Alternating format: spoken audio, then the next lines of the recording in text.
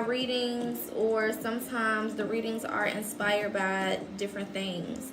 This reading was inspired by a dream that I had last night.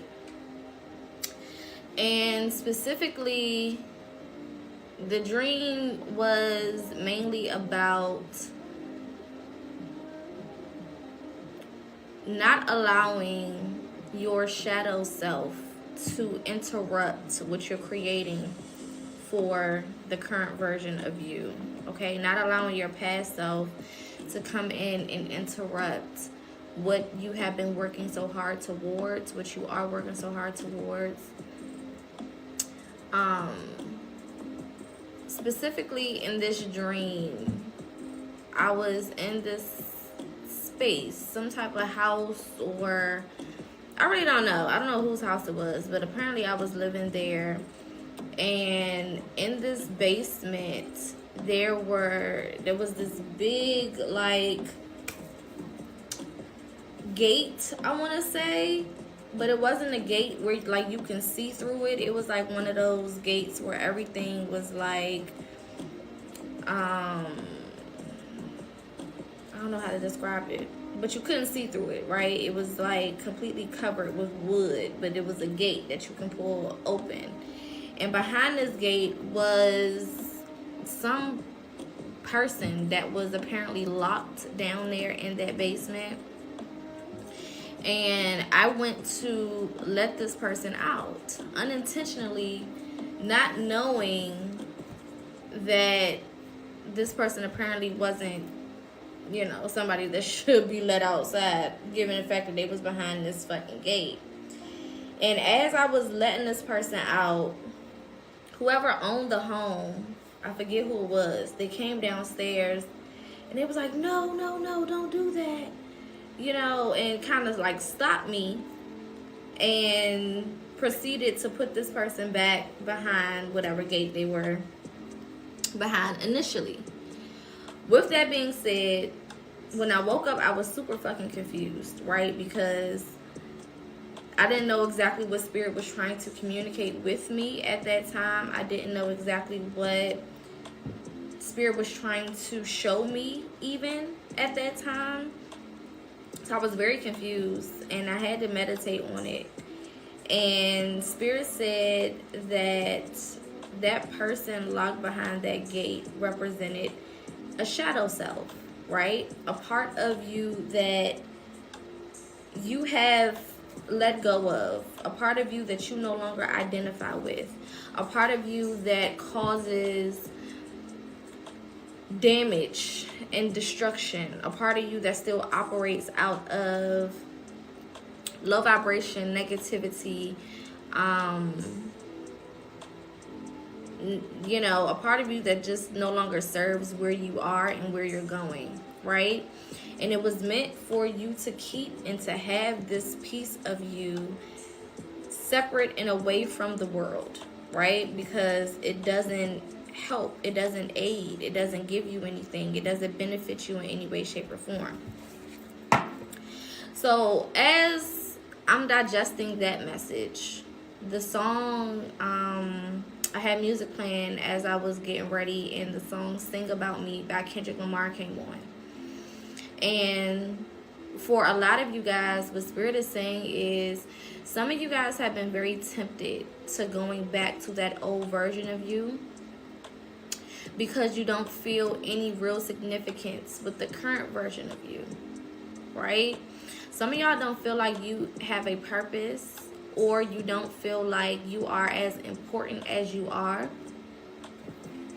Some of you guys feel like there are other people in your life, other people in your space, other people that you just know or know of that serve some type of greater significance than you do. Some of you guys don't think that your purpose is as important or as big or as special or as or that it matters as much as you think it does. And I feel like this is a year where not only will you be shown how much you matter by other people, But this will be a year where you're going to have to accept the fact that you matter. And I know that may sound like it doesn't really make too much sense. But a lot of times, based on our history, based on our experiences, based on what we've been through, we don't necessarily accept the fact that we are important. We don't necessarily buy into the idea that we are special or we have some type of significance here in this realm. It's easy to say, it's easy to just to say those words, right? I'm special, I'm important, or whatever, just for conversational purposes, or just because of whatever environment you're in, or whatever the case may be. But to truly understand that, to truly know that, to truly feel that is a whole different ball game. And I feel like some of you guys have not come to accept the fact that you do have a higher purpose, or that your purpose matters as much as the next person, or as much as the other people that you may have encountered. Okay, there's also a hint of depression that's been trying to show its face over the last couple of days. I don't know if this has anything to do with Valentine's Day being, just happening, or you just not feeling, again, as important or as special. Okay, for some of you guys, this could be because certain things in your life aren't working in the way that you think that they should. And sometimes when we don't have certain things working for our good or to our advantage, it can most definitely damper the way that we feel about ourselves, right? And this is just not a time for you to beat yourself up because of what you feel is not going right for you. This year, like we've been talking about for a while, is bringing in a lot of unexpected things. And if you judge yourself based on what you currently see, you're going to miss a lot. You're going to miss a lot. If you, leave the game before it even gets started, you're going to regret it. Okay? So I want to use this opportunity. We're tapping and we're going to get some more messages to kind of make this all make sense and pull it all together.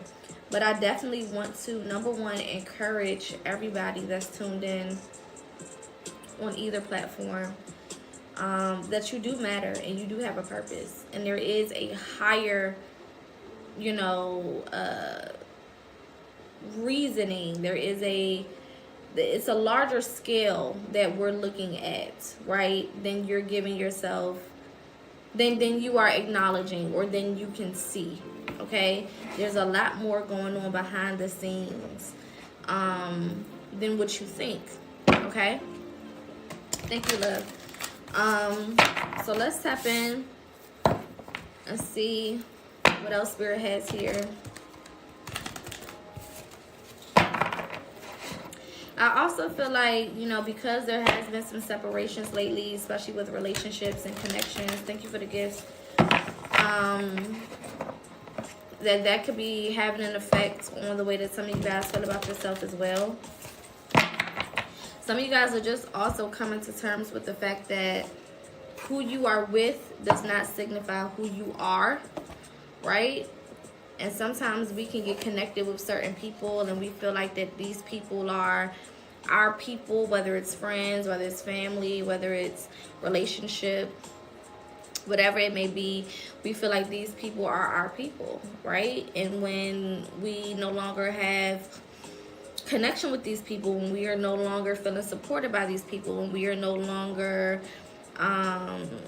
getting something from these people, whatever that may be, whatever they were offering us, it can have a negative effect on us to the point where we feel now, like we're not valuable, or we're not important, or we don't have any real significance.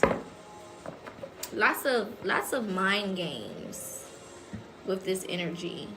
But again, it's coming from, thank you for the gift, it's coming from this past version of you, which is why Spirit showed me in the dream that version of you being locked behind this gate, right? Because it's like,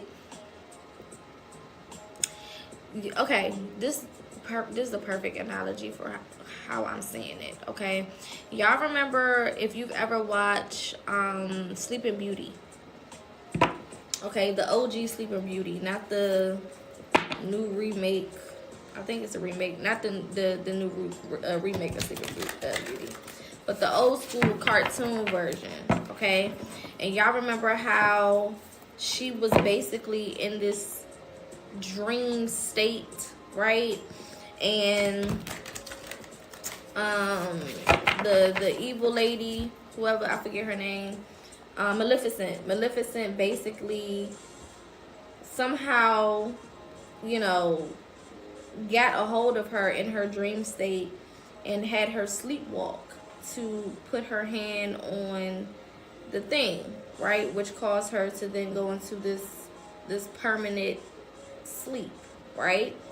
That's basically what it is. It's almost like your shadow self has been sending you these signals, these intuitive, I'm not going to say intuitive, but pulling on your energy to kind of make you want to go back to old things, to kind of make you want to go back to old ways, old people, old relationships. Now, Venus is going retrograde in March, I believe. Either the last week of February or the first week of March. I don't remember the exact date.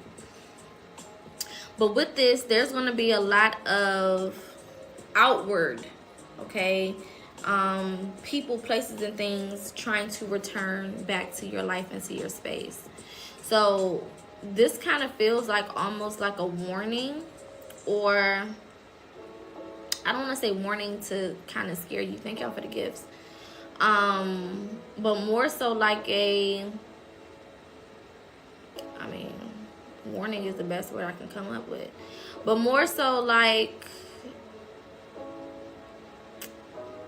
a heads up of what you can kind of expect, so that you don't get tricked out of your spot.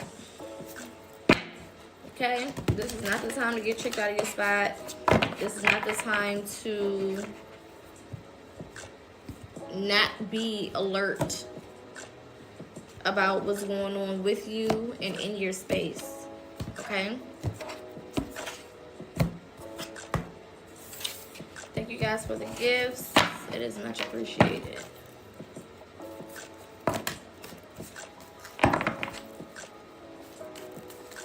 This feels like a compounding effect too, though.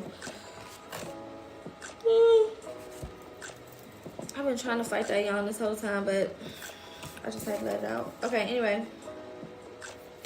It feels like a compounding effect because I feel like you didn't just arrive at this place, right? Where you are being tempted by your shadow self, right? This isn't anything that just so happened to happen, randomly. I feel like there has been multiple events leading up to whatever this feeling is.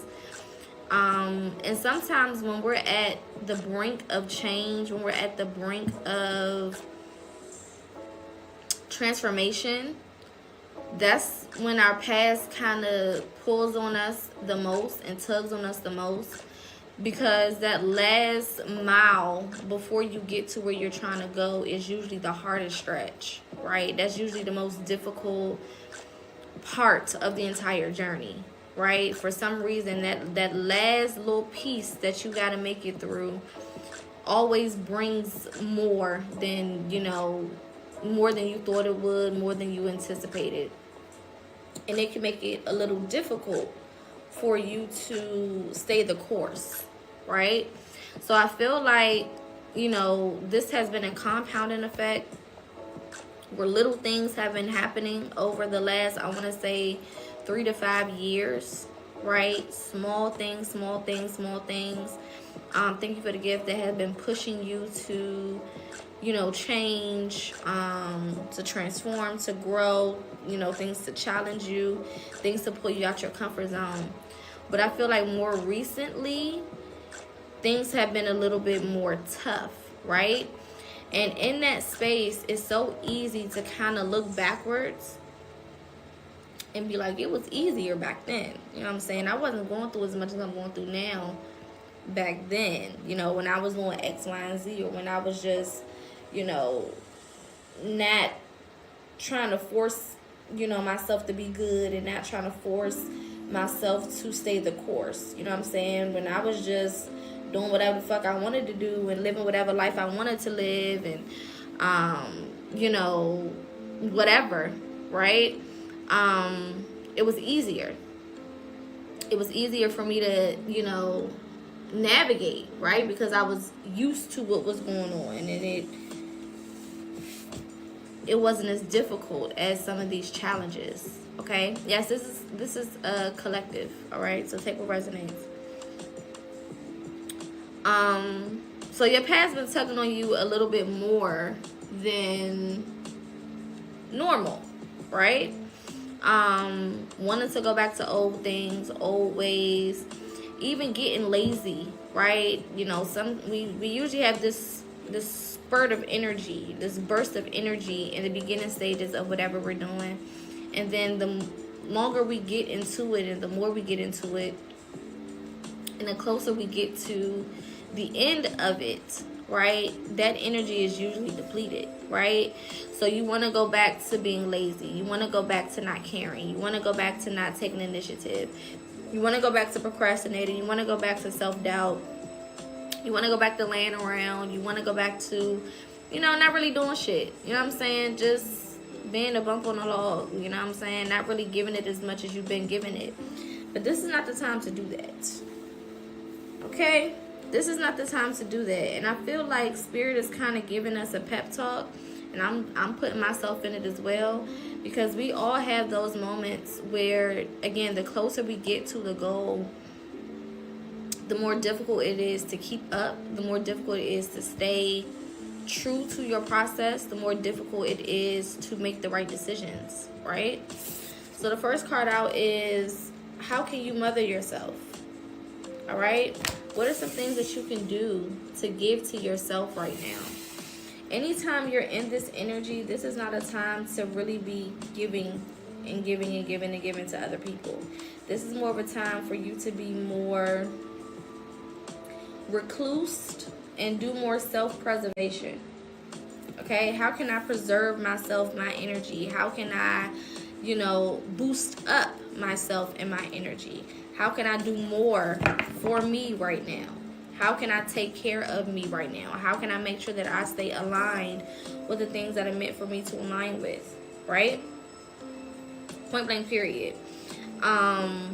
This is not the time to, again, be extra active in other people's lives and to show up for everybody else and to do for everybody else and all of that. This is not the time for that, okay? This is the time to really give yourself the attention and the love that you need, all right? Thank you for the gift.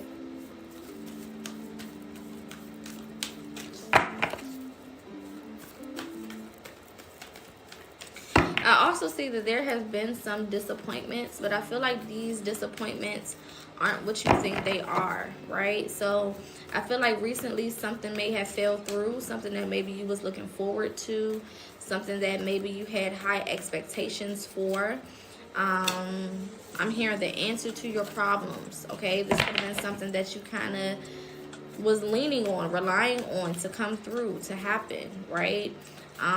Heavy career energy. This could be heavy in your career where you were kind of anticipating a job to come through, or something along those lines. I'm even hearing anticipating like somebody to be able to get you the job or something like that, relying on somebody's word about a position or about their ability to get you this position or to get you in the door of something, okay?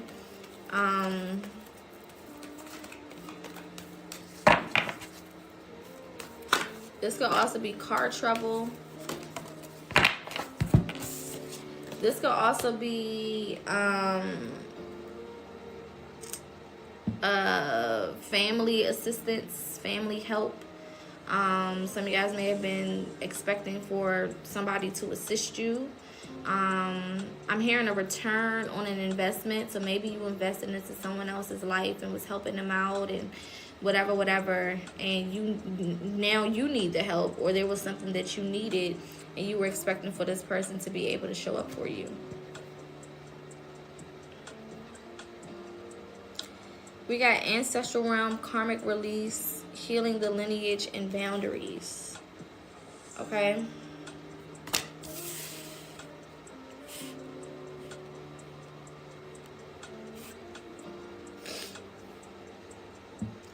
Boundaries is what's being highlighted for me for this card. I feel like the last 3 years specifically, and I've been telling y'all how I feel about that number 3 lately, but I feel like the last 3 years specifically have been really big on establishing better boundaries. Point blank the fuck, period. If you haven't learned where to put your boundaries and you know how to better move with boundaries, then I feel like the last couple of years should have been showing you that. And if you didn't learn from that, then it's not going to be easy for you. It's not going to be easy for you. And I'm sure it hasn't been easy for you. Okay? The people that you expect to show up will not be the people that show up. I need y'all to really get that. Because some of y'all are waiting for somebody to show up. Or for someone to take initiative. Or for someone to be in some type of position or some type of place. It's not going to happen because it's not supposed to happen. A lot of y'all are learning healthy independence. Right? Confirmation. A lot of y'all are learning healthy independence. There are a lot of people who are independent, but it's out of spite. It's out of trauma, right? You're independent because you had to be. You're independent because nobody had your back. You're independent because you've always been alone, or you always had to fight for yourself. Or you're independent because you're trying to prove something to somebody, or, you know, shit like that, right? So it's not healthy independence. It's not like you're doing it because, you know, you're just trying to accomplish something on your own, or you're stepping in for yourself, or whatever the case is. It has nothing to do with that. It's more so, you know, a lot of y'all have been independent more so because of the fact that you've had traumatic experiences that have forced you to stand on your own, have forced you to show up for yourself, have forced you to think that you can only rely on yourself, right? But I feel like the independence that's being taught right now is not that. It's more so teaching you that you are capable of doing things on your own. Not that you don't need anybody, because we all need somebody at some point, period. It could be for something small, it could be for something big, it doesn't matter. But it's teaching you more so that you can accomplish things on your own. You don't need to have the support that you think that you need. You don't need to have the people around that you think that you need. Okay? This is you accomplishing this on your own by yourself. Period. Okay?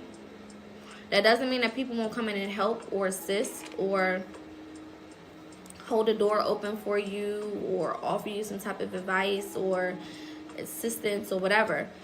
But it does mean that the bulk of your journey will be completed by you because you can do it. Like I said on the live, yesterday or Sunday, I think it was. You know, this is a year for you to prove to you that you can do it. This is a you thing. It don't have nothing to do with the people in your space. That's have nothing to do with the people that, you know, again, you would want to be in your corner. It has nothing to do with them. This is a time for you to prove to yourself that you can make it happen for yourself when you need to on your own, right? And then still making space for people that are supposed to come in and assist you and come in and help you.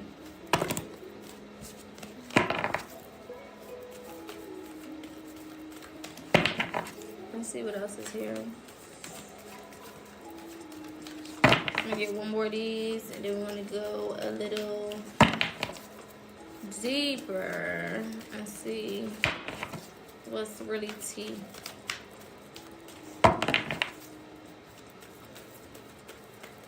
Now, mother energy has been coming out a lot. So some of you guys are definitely proving yourself when it comes to your mother, okay? Or learning that you will be okay without the support that you think you should have from your mother, all right? Or this could be a parental figure, period. But I'm getting heavy divine feminine energy. Yeah, it's happening for you and not to you. It's happening for you and not to you. So take it personal, but don't take it too personal. You know what I'm saying? It's not personal where it's like, yeah, let's fuck with them type of thing. You know, let's screw them over. Let's make them feel like shit. It's like, no. But it is personal to the point where whatever you're going through, you will benefit from it. There will be things that you gain from it. There will be takeaways. There will be lessons learned. There will be things accumulated. So it's happening to challenge you so that you can be better. But it's not happening because, you know, spirit, source, universe don't like you or something. You know what I'm saying? And your life is just supposed to be hard or whatever. Like,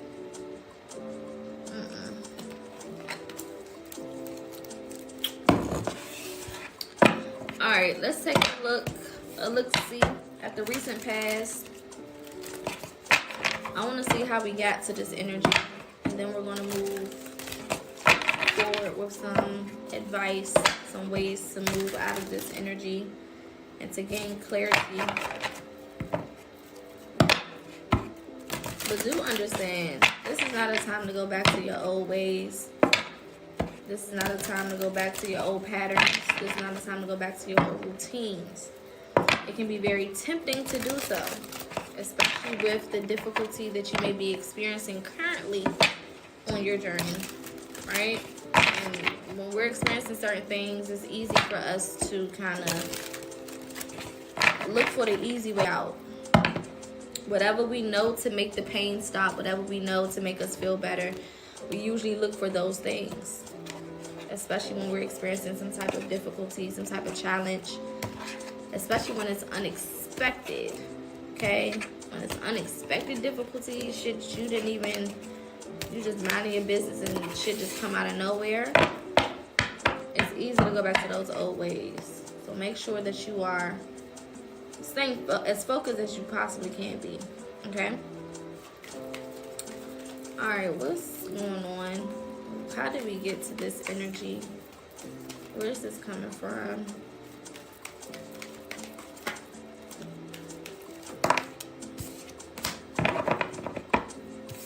We got guilt coming out as the first card.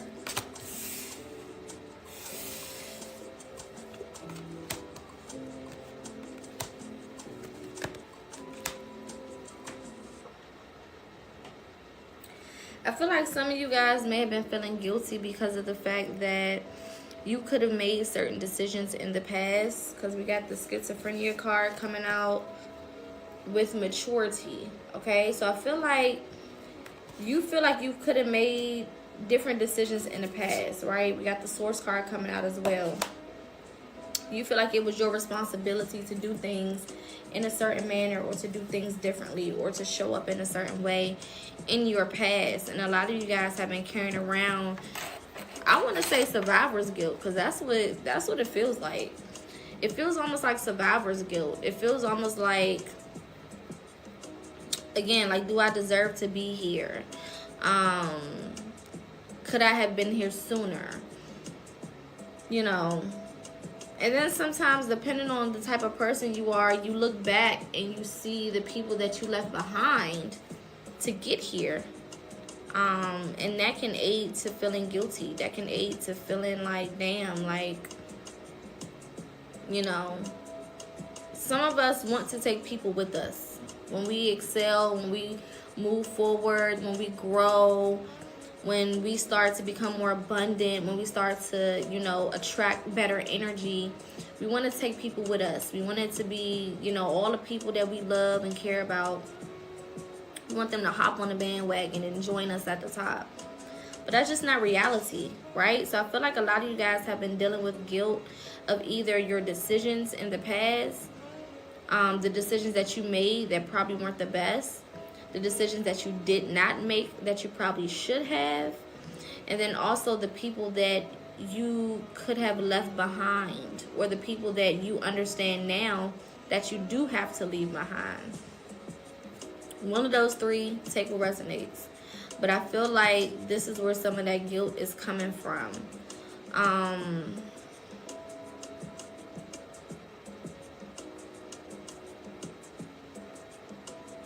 There's a lot of overthinking right now.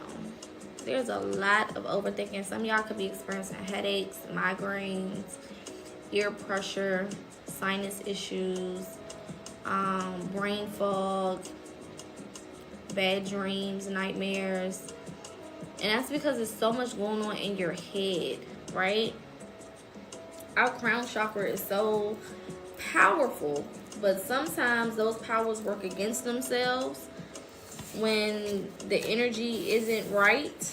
So I feel like, you know, what is your superpower is also becoming one of your weaknesses because of the way that it's being used, right? We're not meant to be overthinking and all in our head and, you know,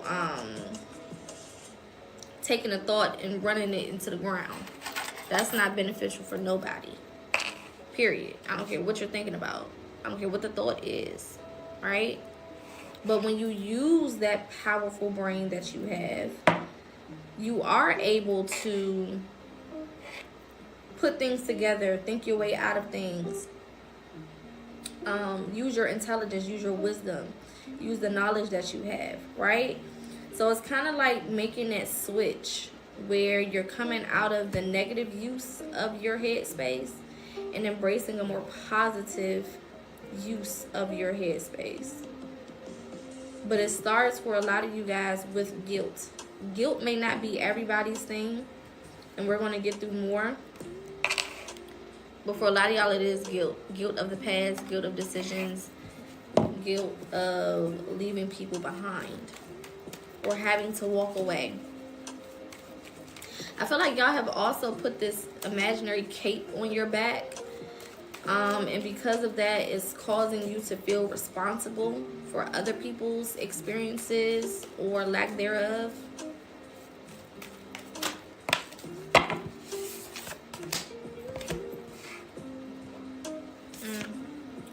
For some of y'all, your issue was control.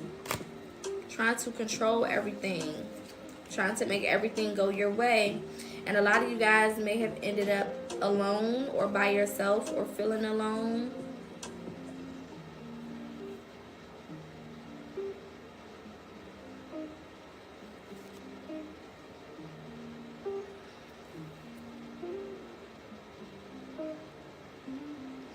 Yeah, some of y'all could definitely be feeling very lonely right now. And you want to go against what's good for you. You know that this time in solitude is actually beneficial to you, right? This time that you've been spending by yourself is actually beneficial to you.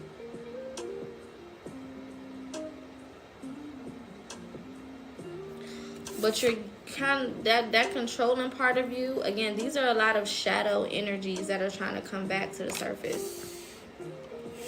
That need to control everything, that need to have everything go your exact way that you see it in your head,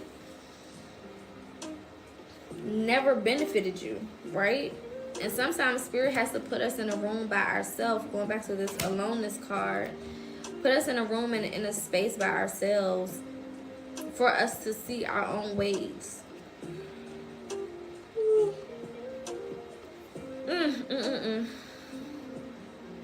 Confirmation.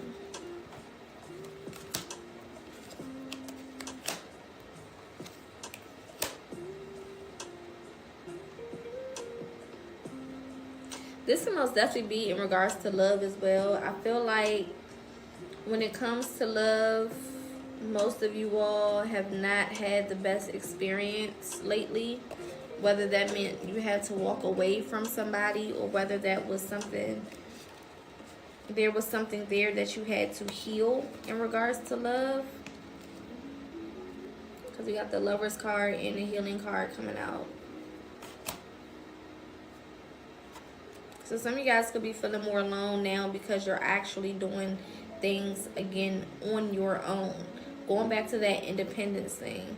When we're used to having people by our side, whether it's just for emotional support, whether it's just to say that they're there, right? Because sometimes we have people there and we don't necessarily need them there, and they probably shouldn't be there. But whether that is, you know, because of the fact that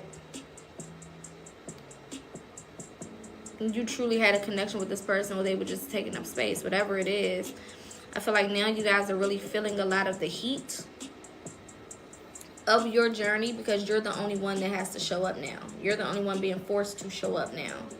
Nobody else. You don't have any more distractions or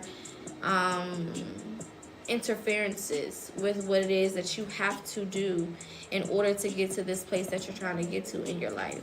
Right? And a lot of times we have people in our space because they do offer some type of distraction, or we can kind of lean on them more than we probably should be. And you know, when we're experiencing things that are difficult or challenging,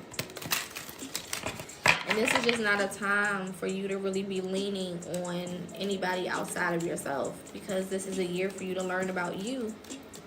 I told y'all at the beginning of this year, this is going to be one of the most introspective years you've ever had. So this is almost like a crash course 101 of who you are, what you bring to the table, how you show up, how you're supposed to show up, the mistakes that you've been making, the paths that you've been going down. I mean, any and everything that there is to know about you, this is the year to figure it out.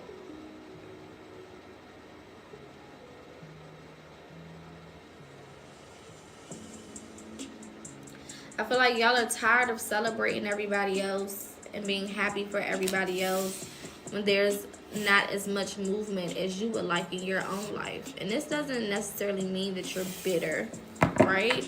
Because I do feel like there's a healthy way, you know, to express your disdain or your frustration with your own journey, right? You can celebrate other people, but still also feel like, damn, when is it gonna be my turn? You know what I'm saying? And I feel like y'all have been doing, especially lately, I feel like there's been a lot of celebration of people around you, which goes back to, you know, the initial subject of this live.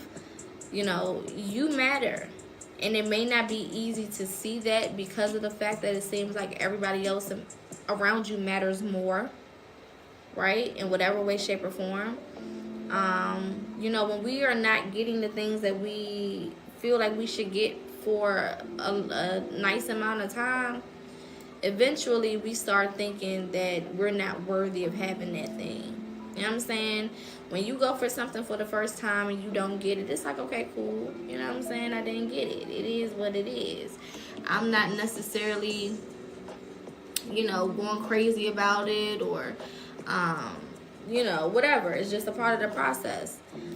But when months pass and when years pass and you're still in that same place and you're still feeling what you're feeling, you know, it starts to play with your head. And this goes back to the dream I had. That old version of you tries to, you know, sneak into your head space and convince you that you're not worthy of having that for real. It's never going to happen for you for real. You're never going to get that. You know what I'm saying? If you still believe that that's going to happen, then you're crazy. You might as well just go for something else. You might as well just let go of that dream. You might as well just abort the whole mission. You know what I'm saying? That shadow self will start talking some shit to you and really convince you internally that you aren't who you actually are. And it's really out of fear. You know, the shadow self is usually created out of trauma, fear, and anxiety. So this part of you only shows up when it is scared, right? When it is fearful of being put back into a similar situation or having a similar experience or whatever the case is, right? It never shows up when things are going good, right? It never shows up when, you know, life is great and everything is pretty much working out for you. And, you know, it always shows up when things are kind of shaky, when you're feeling a little insecure about your journey, about your path, when you're feeling a little, you know, weird about what's going on or what's happening, right? So that's kind of a telltale sign that it's not the truth, right? It's more so fear. It's fear. Fear of not winning. Fear of not having the things out of life that you want. Fear of not reaching your goals. Fears of not accomplishing your dreams. Fears of not living out the reality that you've always wanted to, or attracting the people that you've always wanted to, right? And again, I feel like you guys have been in a space where it seems like everybody around you has been getting something. 444 on a timer. Or on a clock, rather. It feels like everybody around you has been getting something. And you just been sitting there with your head down. You know what I'm saying? Trying to stay the course, right? But again, the closer you get to things turning around for you, the harder it is to stay consistent. The harder it is to believe. Not even to believe, to know that things are going to happen for you the way that you want them to. So this is not the time to abort the mission.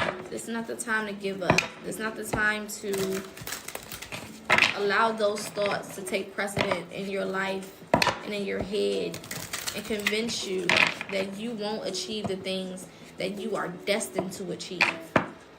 Remember, we're talking about destiny here. We're talking about ancestral alignment. You know what I'm saying? We're talking about higher purpose. We're talking about life mission.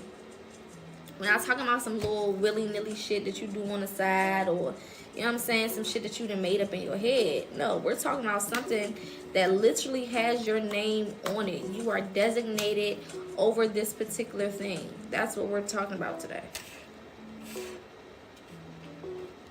So, again, like I used the example before, if I got a package at the post office, I can only pick it up if I have my ID.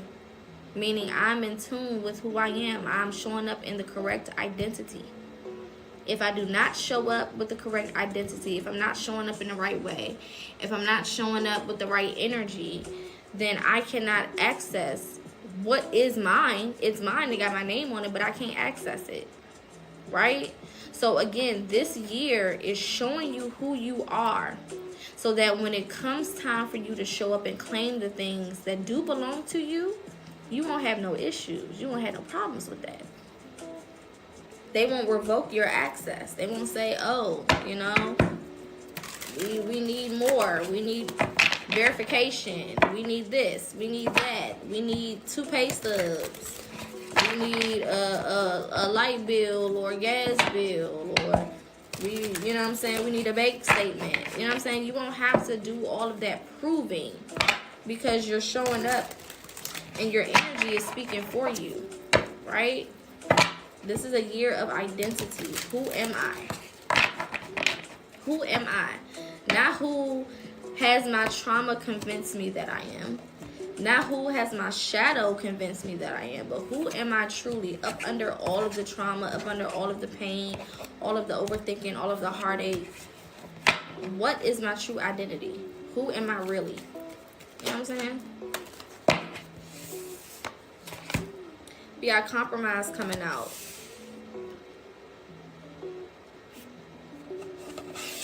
Now, compromise is one of those 50-50 things that you kind of got to balance out, right? Everything doesn't deserve compromise, right? And some things do, right? You have to know when to compromise and when to stand on motherfucking business. All right? This is not a year to compromise. Success is at the bottom of the deck. Flowering is at the bottom of the deck. And existence is at the bottom of the deck. Okay? You don't have no time to compromise anything. At all. Okay? This is a time to be giving to yourself. We're not compromising that. That's not a choice that I'm willing to make, where I'm putting anybody before me. I don't care who it is. I don't care what it is. I don't care why. This is not the year for compromises. This is not the year to be uber understanding and just, you know, take a back seat. There is no back seat this year. There is no room for a back seat this year. Okay? This is a two-seater. You either beside me, you either with me, or you're not. There is no in between. There is no, you know what I'm saying? Okay, you drive and then I'll drive, and then okay, you can sit in the front and then I'll just sit in the back. And no. No, no, no. Some people call it selfish. I don't call it selfish. I call it survival. Period. I call it a way of life. It's nothing selfish about this. And this kind of goes back to the guilt, right? Guilt was one of the first cards that came out. A lot of y'all are feeling guilty because you're choosing yourself. You're choosing what you want. You're choosing the way that you want to move forward. You're not listening to all of these extra people and extra voices. You're not allowing people to, you know, think that their opinions and their feelings is more important in your life than how you feel. You're not taking everybody's advice anymore. You're not listening closely to what everybody has to say. You are guiding and leading yourself. We got guidance, we got the source, and we got receptivity. You are guiding and leading yourself. You don't have time for nobody else's opinions. We got going with the flow. You don't have time for other people's opinions. You don't have time for people to tell you, oh, well, I don't think that's a good idea. You should do this. You should do it this way. You should do it that way. No, I'm going to do it the way that I'm fucking doing it. And again, either you can stand beside me or you just get left behind. But I'm not changing my stance. I'm not changing the way that I feel. I'm not changing the way that I see it. I'm not changing the way that I approach it for you. That's crazy. And if you're not used to living your life that way, if you're not used to popping your shit in that manner, then of course you are going to feel guilt or hesitance, or of course you're going to overthink it, or of course it's going to make you feel bad. So fucking what? You know what I'm saying? Eventually you'll get over it.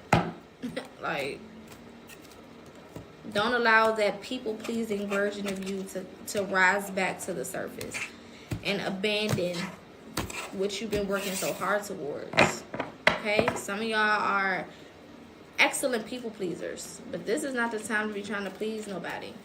It's not the time to be showing up more for other people. Like I said, this is time to give to yourself, to figure out who you are, to master your identity. Identity. Not you identity, not we identity, not our identity. Me, by myself. Okay? Figuring out who you are and what you're supposed to be doing. Yeah, look at that. Change. Change.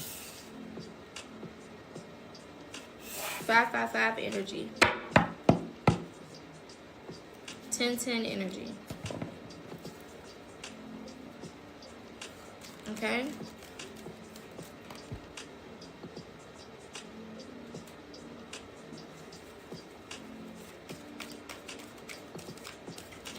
Let's get one more of these.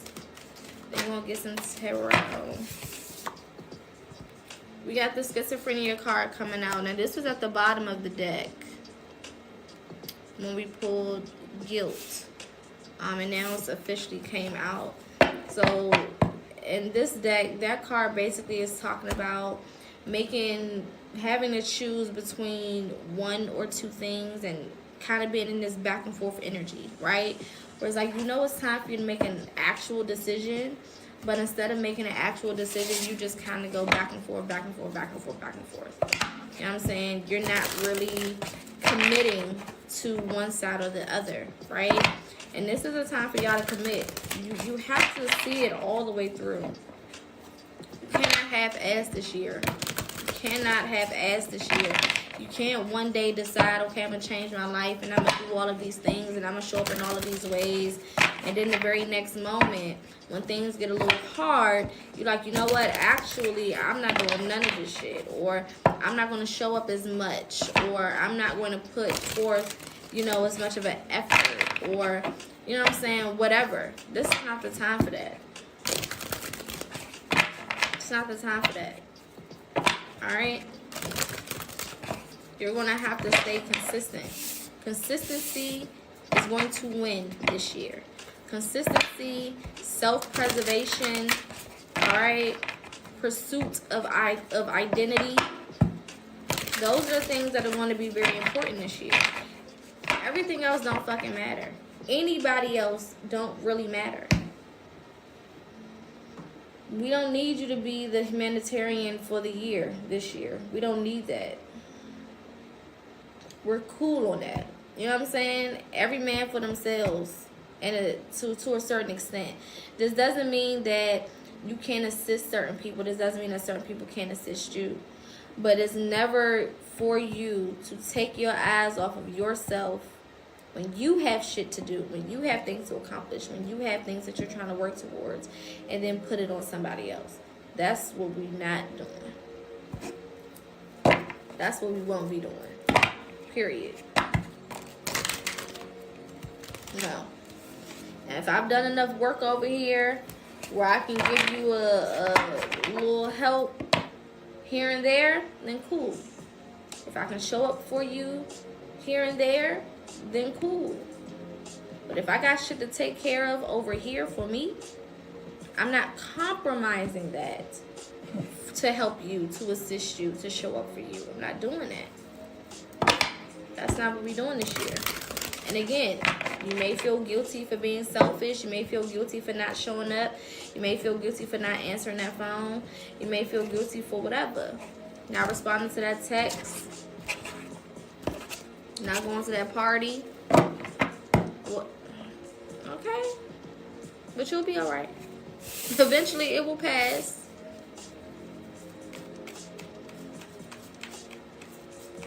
What else do we need to know, Spirit?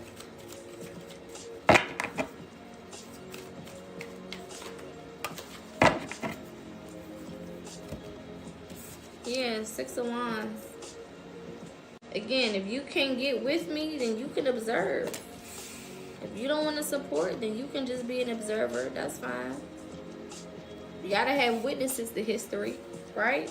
History ain't really history without no witnesses, without no people to verify. So if you gotta be one of them people that just sit around and verify my greatness and tell people about it, then hey, do what you need to do. But y'all are gonna have a lot of eyes on you. And that's another thing that Spirit was giving me yesterday. We did our lesson yesterday, so we didn't really get into yeah, I'm so tired. we had our lesson yesterday, so we didn't really get all the way into any messages. But one thing Spirit kept saying is that you guys are going to have more eyes on you than you're used to. This is another reason why you need to get into a mentality where you prepare yourself, right? For being independent, for being self-sufficient, you know, showing up for yourself, being emotionally stable within yourself. Okay? This is a time to really make sure that you got all of that in order. Because a lot of the people that are going to be watching, right? A lot of the eyes that are going to be on you won't be positive. And you got to prepare for that. You got to be ready for that. You have to be almost expecting it, knowing that it's going to show up. Everybody's not rooting for you. I feel like we've talked about this before. Everybody's not rooting for you. Everybody don't want you to win. Everybody don't want you to be your best self. Everybody don't want you to make it to the top. You know what I'm saying? That's just life. So this independence that Spirit is trying to teach you, again, is to prepare you so that no matter what is happening outside of you, you are good within yourself. No matter what positions or spaces you may find yourself in, you are more than capable of doing whatever is necessary without having to really lean on everybody else or call on other people or, so on and so forth. And when I say eyes on you, I mean it could be strangers. It can be people that you are already familiar with. It can be at work. It can be anywhere. You can be at the grocery store and everybody's looking at you and shit. Everybody in your damn face. You know what I'm saying? You can be out and about, minding your business, and there's just people in your damn face. Social media, okay? More people watching, right? So like on your story, you kind of know your average numbers when it comes to like posting on your story or posting content or posting posts and shit like that. But then it's those moments where you post something and them numbers be a little different than usual. Usually you might get 90 to 100, but for some reason on this particular day, you got 300 and 400 people looking at your shit. It don't mean everybody is liking it. It doesn't mean everybody is supporting it. It don't mean everybody is happy for whatever you got going on. But people, they got their eyes on you for a reason. There's something about your current energy that is attracting these people to you, right? So, like I said before, all of the people that are going to be watching you, all the people that are going to be looking at you, won't necessarily be there supporting you. They won't necessarily be there to aid or to assist or to show up for you or to be of any service or to be valuable in any kind of way. And you have to be prepared for that. You got to be okay with that. And this is why you've been forced, going back to that alone card that popped up, this is why a lot of y'all have been forced to be alone. So that you can get more secure in yourself, by yourself. It doesn't mean that you're always going to be by yourself. It just means that you will feel more secure. Okay? You will feel more secure if you are forced to be in that situation. You got the King of Swords coming out as well. Okay, I feel like you guys are mastering your words as well. Gemini is still in Jupiter, and it will be until the 9th of June. So with that being said, communication is going to be very, very prevalent, right? It's going to lead to a lot of abundance, a lot of opportunities, a lot of open doors and experiences. With that being said, I feel like this is a time for you not only to communicate properly, but to be assertive in the way that you communicate. Stop allowing people to say certain shit and you not respond. Stop allowing certain things to go over the radar. And stop allowing certain people to talk to you in a certain way, or to approach you in a certain manner, or to deal with you on a certain level. This goes back to boundaries, right? Boundaries was one of the second card that came out in this entire reading. This goes back to boundaries, okay? It's time for you to let people know whatever it is that you feel. You know what I'm saying? Regardless of how they feel about it, regardless of how it may disrupt the current relationship you have with that person, it doesn't matter. It doesn't matter. If I said it, I meant it. You know what I'm saying? If I was forced to be in a position for me to say it, then I said what I said. You shouldn't have took me to that place where I had to respond the way that I did. And it don't mean to go out here cussing everybody the fuck out, you know what I'm saying? I'm not saying do that. Sometimes you do got to do that. But that's not necessarily what I'm saying. But what I am saying is you're going to have to be okay with checking people on the shit that they're saying, the shit that they're doing, the ways that they act in, the energy that they're bringing to you. You're going to just have to be okay with that. And you're going to have to be able to stand firm. This goes back to that independence thing. Sometimes you're going to have to say shit that will cost you certain relationships with people. Especially people who are used to taking advantage of the relationship and saying whatever the fuck they want to say out their mouth, and then expecting for you to just be cool. We not doing that. We not playing them games. Let me put my charger over here. We not playing them games. You know what I'm saying? You're not just gonna talk to me any type of way. You're not gonna deal with me any type of way. You're not going to make me feel any type of way, and then I just allow it to happen. Especially if this is family. Especially if this is a parent or someone that you just hold or held in high regard. Nobody is more important than you.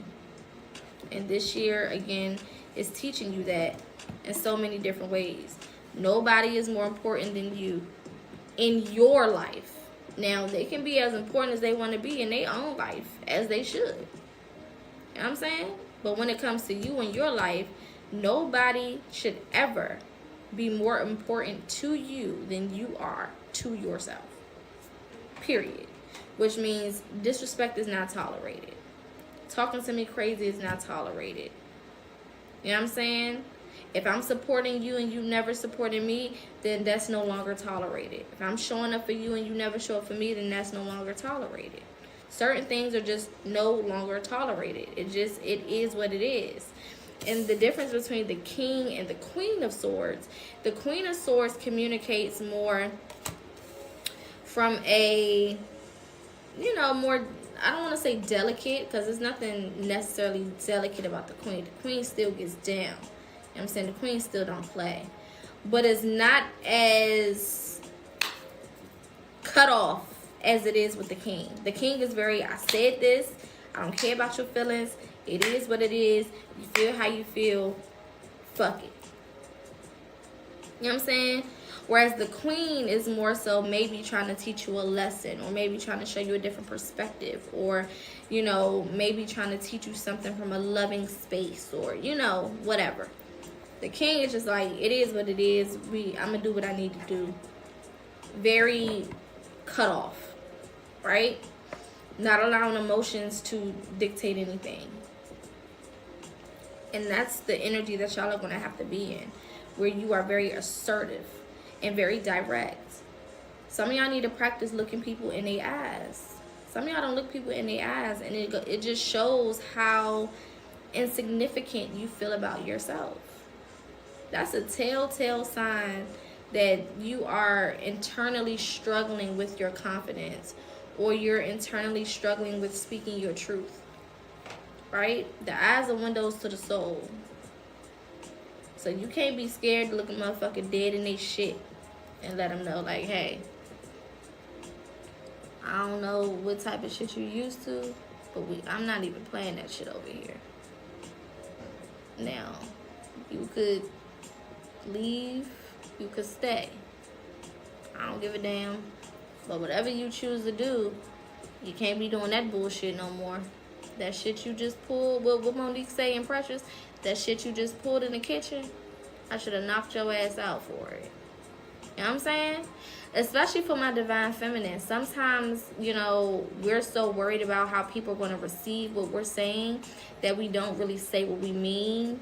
And we don't really, you know, put shit out there the way that we need to. I'm saying we're not really standing on business the way that we should be. Period. Or it's always a joke in it, or a smile, or, you know, a little laughter or something to like ease the mood. Okay? We not easing no fucking moods. I'm not here to coddle you and make you feel good about what you did to me. That's crazy.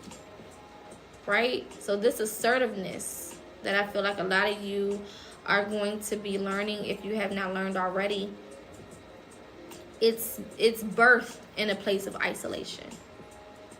Right? Isolation is required for you to get this confidence to be assertive the way that you need to, and to stand on business in the way that you need to. Because when you have a lot of distractions around, it can definitely interfere with how far you get or how far you go with the process. Right? So because a lot of y'all have limited the distractions, or you've removed yourself from certain distractions, or you've removed, you know, yourself from certain spaces, you're now able to see things a lot more clearly, which is causing you to look at yourself from a more clearer perspective, which has been the overall goal the entire time, is for you to look at yourself from a clearer perspective.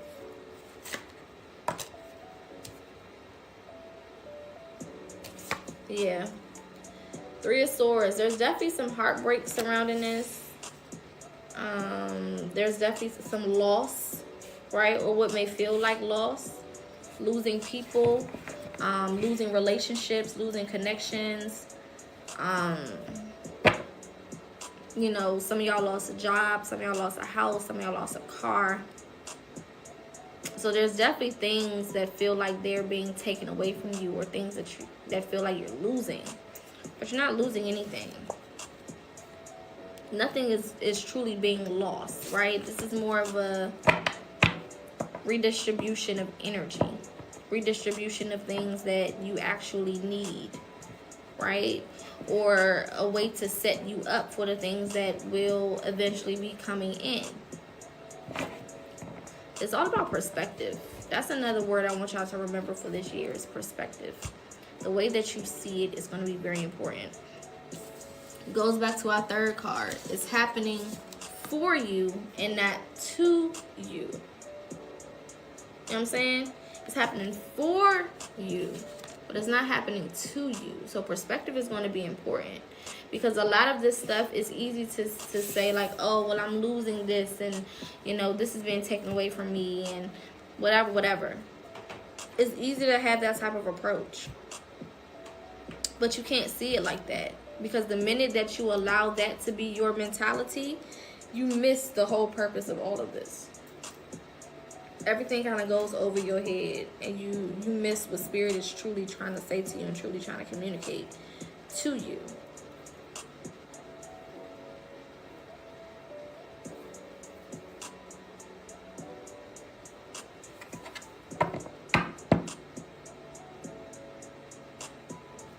I also feel like, because I keep hearing broken homes, if you are going through this and you have children and you're leaving that child's father or something like that, there could definitely be some guilt surrounding that. This could also be how some of you guys came from broken homes, and because of that, you kind of have this false idea of life and reality based on whatever it is that you didn't get. So childhood trauma could definitely be coming up for some of you guys. Or through your current experiences, you're being kind of forced to heal things from the past. So it's like things that you're experiencing now are triggering lessons that may need to be learned from your past, or things that you need to finally understand or kind of wrap your head around. So be very careful when it comes to triggers. Be very, very careful. Some things will definitely be triggering you right now, but it's also important for you to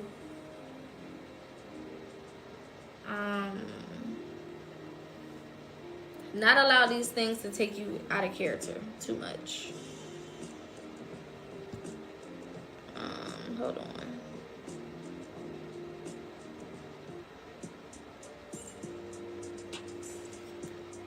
Don't allow these things to take you too far out of character. Okay? Don't allow old people to come back and take you out of character.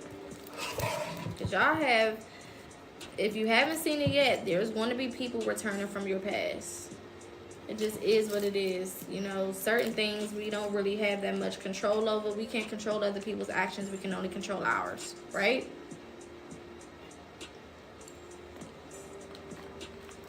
So it may not be,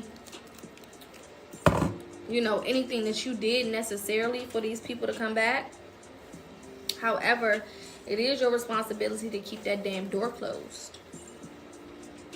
Going back to the dream I had, you know what I'm saying? Don't allow that motherfucker about that cage. If you done lock some people away, if you done lock some old shit away, if you done lock some old mentalities, old perspectives, old routines, old addictions, old relationships, old family connections, if you don't lock that shit away, keep it locked. Don't renege. Don't go back on whatever you have set in place just because you're in this current space where you are and things feel weird or things are just, you know, not what you necessarily want it to be. Yeah, judgment coming out. There's going to definitely be some decisions for you guys to make in regards to what you want your journey to look like moving forward. Yeah, look at this, 4 cups. And some of these people are going to try to come back with things that they feel like you would like, or things that they feel like, you know, could get you back on their side or could grab your attention, right? So for some of you, there may be a person offering you a relationship when in reality before they never wanted a relationship. Or they may be trying to offer you family when in reality they never wanted family before. Or, you know, if this is a parent, they may be trying to offer you, you know, that version of parent and child relationship that you've always wanted but never got. You know what I'm saying? Allow yourself to lead with wisdom. Don't be so caught up in whatever it is that this person is offering, or these people, because for some of y'all it could be a group of people, for some of y'all it's just a person. Don't get so caught up in whatever these people are offering that it causes you to not see it for what it is. Okay? Hello, everybody joining. Don't do that. Okay? Don't get so caught up in the, oh, you know, I've changed and I've grown and I finally see the light and blah blah blah blah blah blah blah blah blah. Because like I told y'all before, people can energetically feel and pick up on when you are about to make a leap, right? When you're about to uproot from your current place of being and move to a better position in life. They can feel that shit. It's like they spidey senses go off and it's like, oh, let me reach out to this person. Let me say something to this person. Let me, you know what I'm saying, whatever. You know what I'm saying? And it's like, why all of a sudden, when I'm at this specific place in my life, when I'm about to go ahead and move on to this next level and take this next step, and I'm right here at the door of this new beginning, why all of a sudden have you changed? Why all of a sudden is it different? Why all of a sudden do you even want to show up, period? You know what I'm saying? That's because they know that they're about to be left behind. They know that that chapter is about to close on them. And sometimes people, they don't really care about you. They just want to have access to you. They don't really give a fuck about you. They don't really care about your life and your being and who you are and what you want to accomplish out of life. And yeah, look at that, the Fool card. They don't care about that. They just don't want you to make this jump, right, to this new beginning, to this new space, to this new place without them. Or they don't want to not have that access to you when you get there. Period. So they pop up, they show up randomly and try to convince you that, you know what I'm saying, everything is everything and things are different and things have changed and whatever. No. Keep them people where they at. And for a lot of y'all, don't even respond. Some of y'all, you gotta be, again, identity, right? This is the year of identity. You gotta be real with yourself and understanding. Am I in a position where I can hold a conversation with somebody of that magnitude from my past? You know what I'm saying? Like, just be honest with yourself. Am I in a position where I could sit back and have a conversation with somebody from that part of my life and not in any way, shape, or form be affected or deal with any negativity or be placed in a compromising position or whatever? You know what I'm saying? Can I really do that? Most of the time that answer is no. You fucking can't, and you know you can't. So why the hell is you trying to do that? You know you can't talk to that person without going back down memory lane and talking about everything that happened and getting back into your feels and, basically allowing the distraction to go ahead and bubble right back on up to the surface and be what it's going to be. You know that you can't do that. So why put yourself in that compromising position? You're going to have to make a judgment for your future. You're going to have to decide based on what it is that you want out of life, based on the things that you're trying to accomplish. Is it smart for me to have a conversation with this person? And people hit you with I just wanted to check on you. I just wanted to say hi. I just wanted to see if you was okay. I just, nothing too serious, nothing too crazy. I just wanted to see what was up. I didn't want nothing for real. No. Fuck that. Whatever choice you make, it needs to be the right one. Because this is the thing. Because this is a 9-year, the energy of this year is very, very powerful. It's very powerful, and it's all about completions and endings, while also being about preparing for new energy, preparing for a new space. So whatever you do within this year is going to set the tone for the years to come, the next 9 years specifically to come. It just is what it is.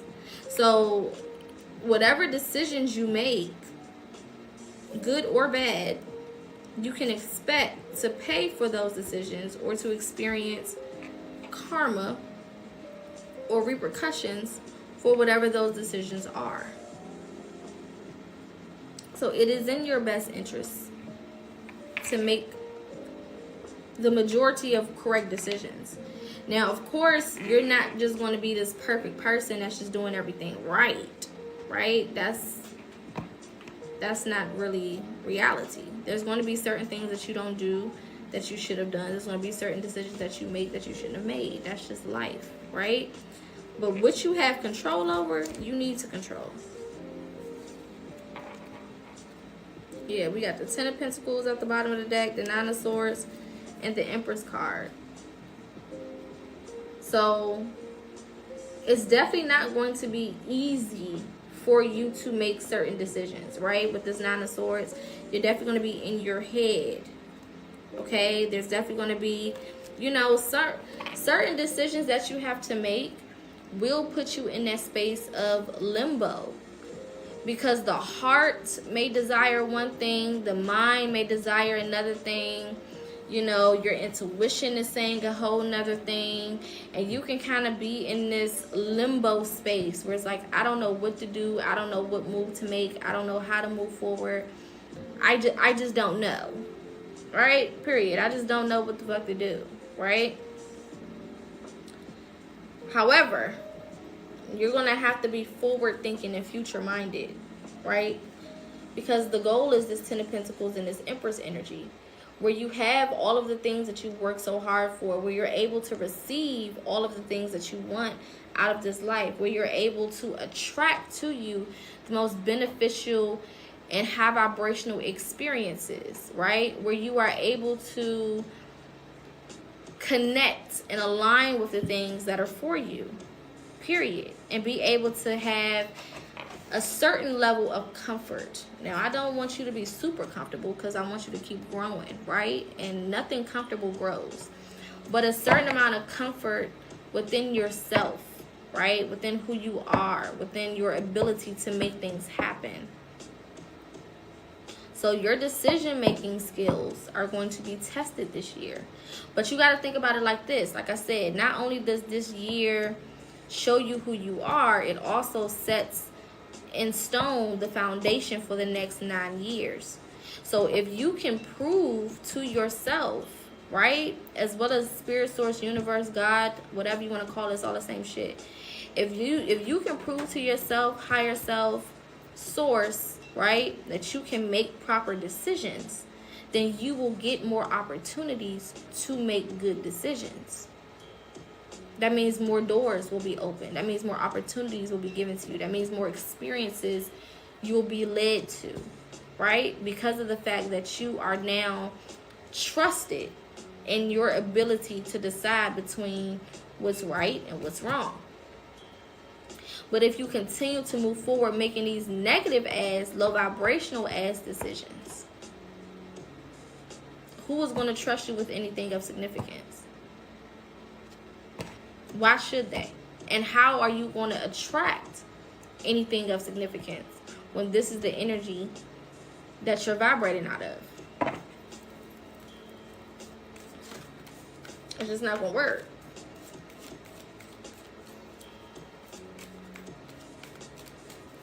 Let's get 2 more of these, and then we're going to pull some confirmation.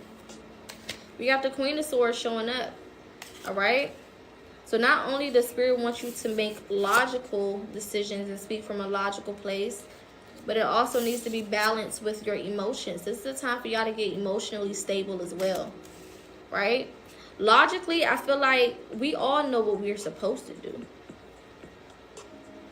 right? Especially my water signs, my Pisces, my Scorpios, and my Cancers. Y'all are really going to have to make decisions from a more logical place rather than an emotional space.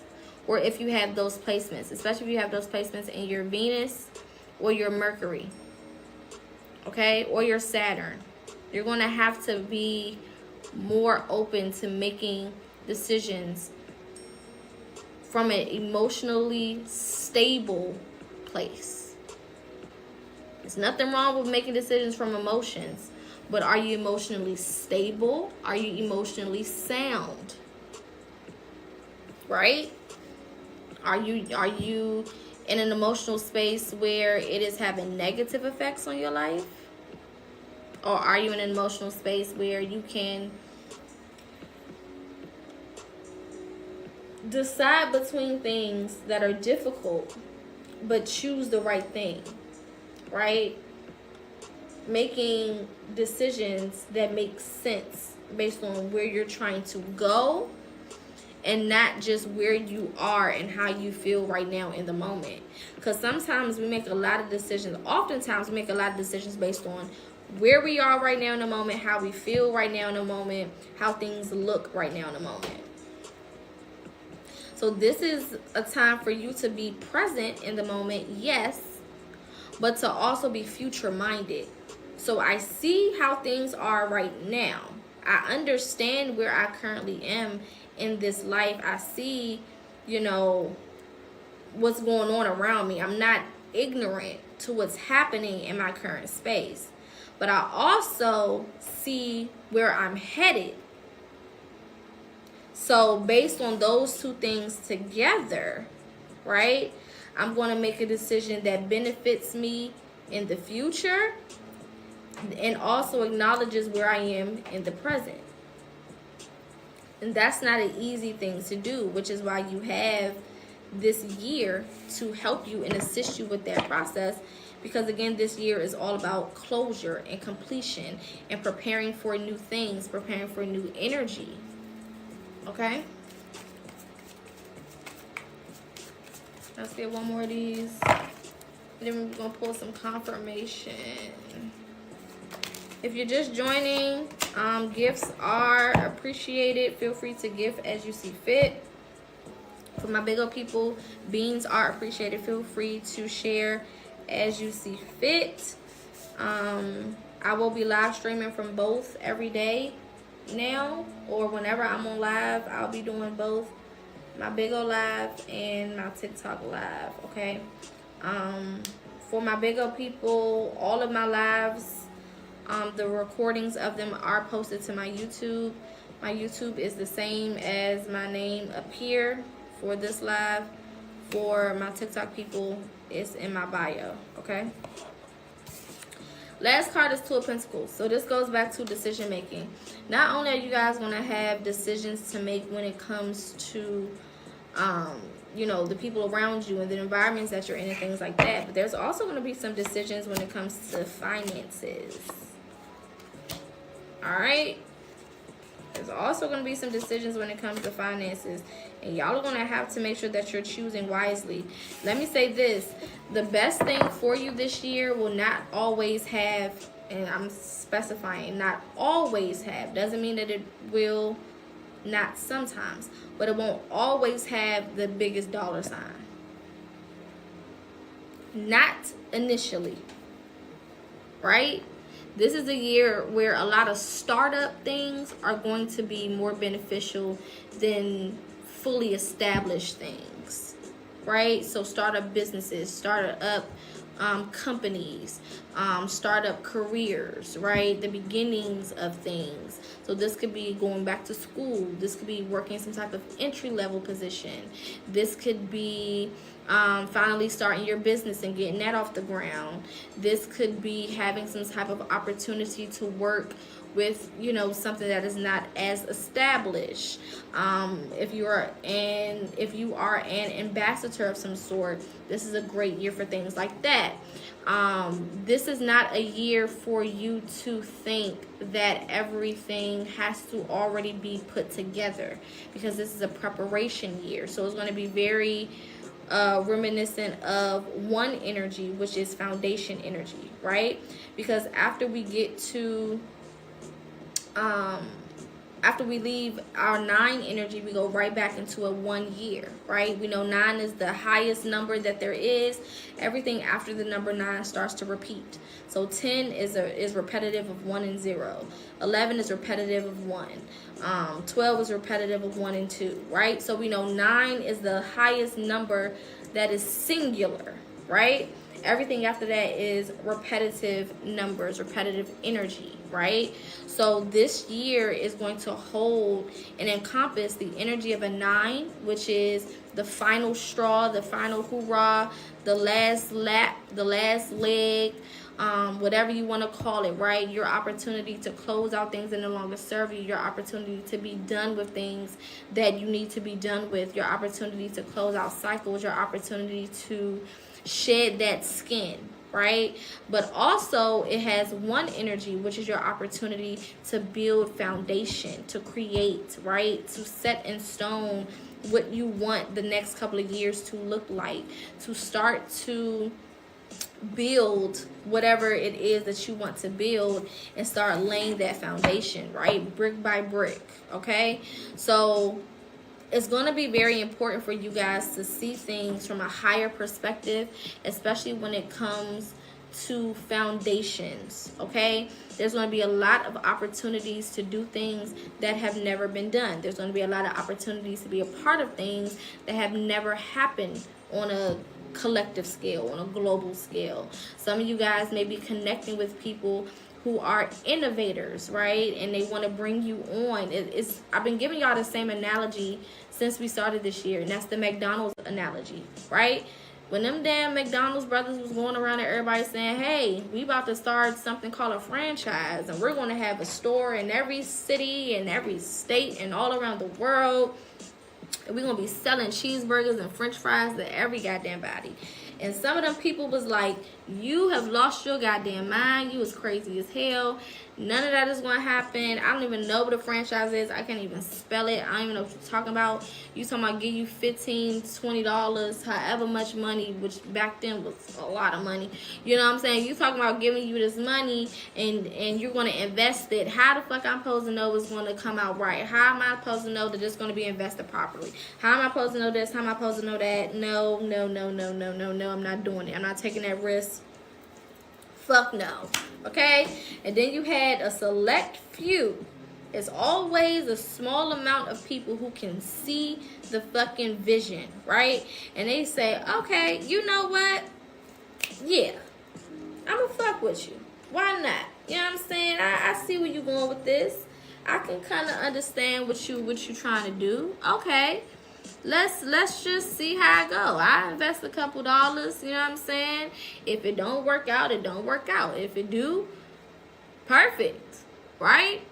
Those people who had vision, those people who didn't get caught up in their fears and their traumas and their experiences, or just didn't see, again, the vision, those people are pissed right now.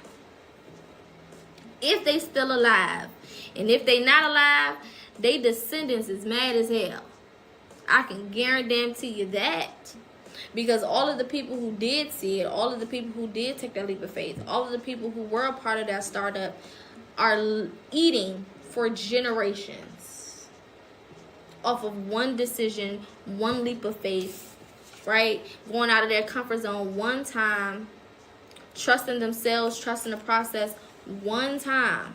And like we said, what we talked about on Sunday, it only takes one yes, one okay, one approval, one person, 1 hour, 1 second, 1 minute. It only takes one thing to change your life.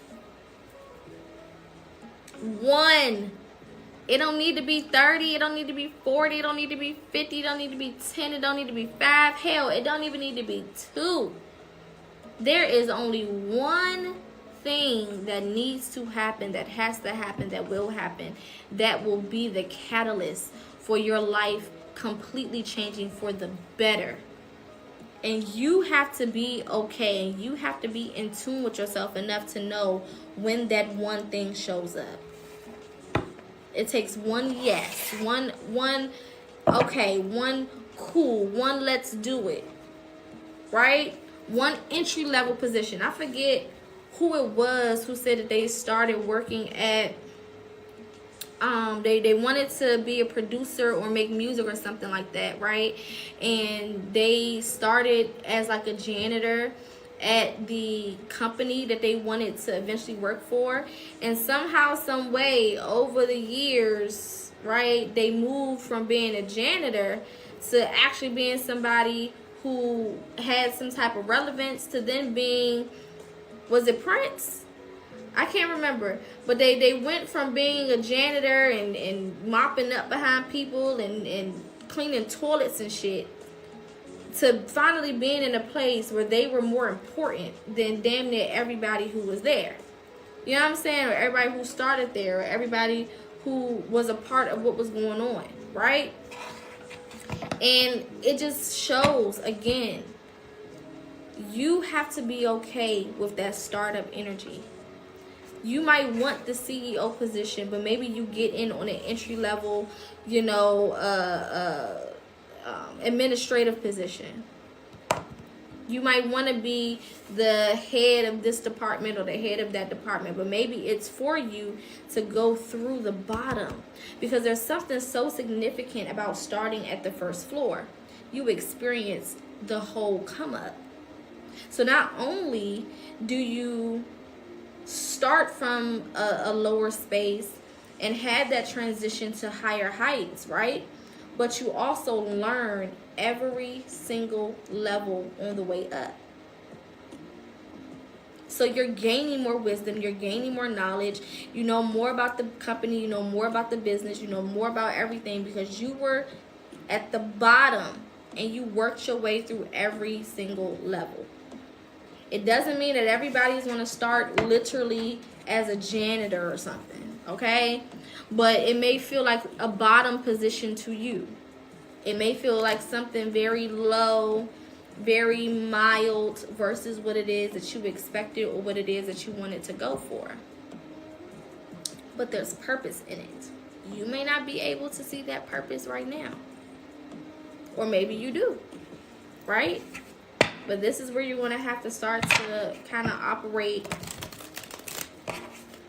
I want to say faith, but faith is you know, what we implement when we don't really know for sure, right? So I don't want to say faith because I feel like y'all do know for sure where this road leads. I feel like you guys do know for sure, you know, just how powerful you are and how many, you know, just how capable and able you are to making things happen.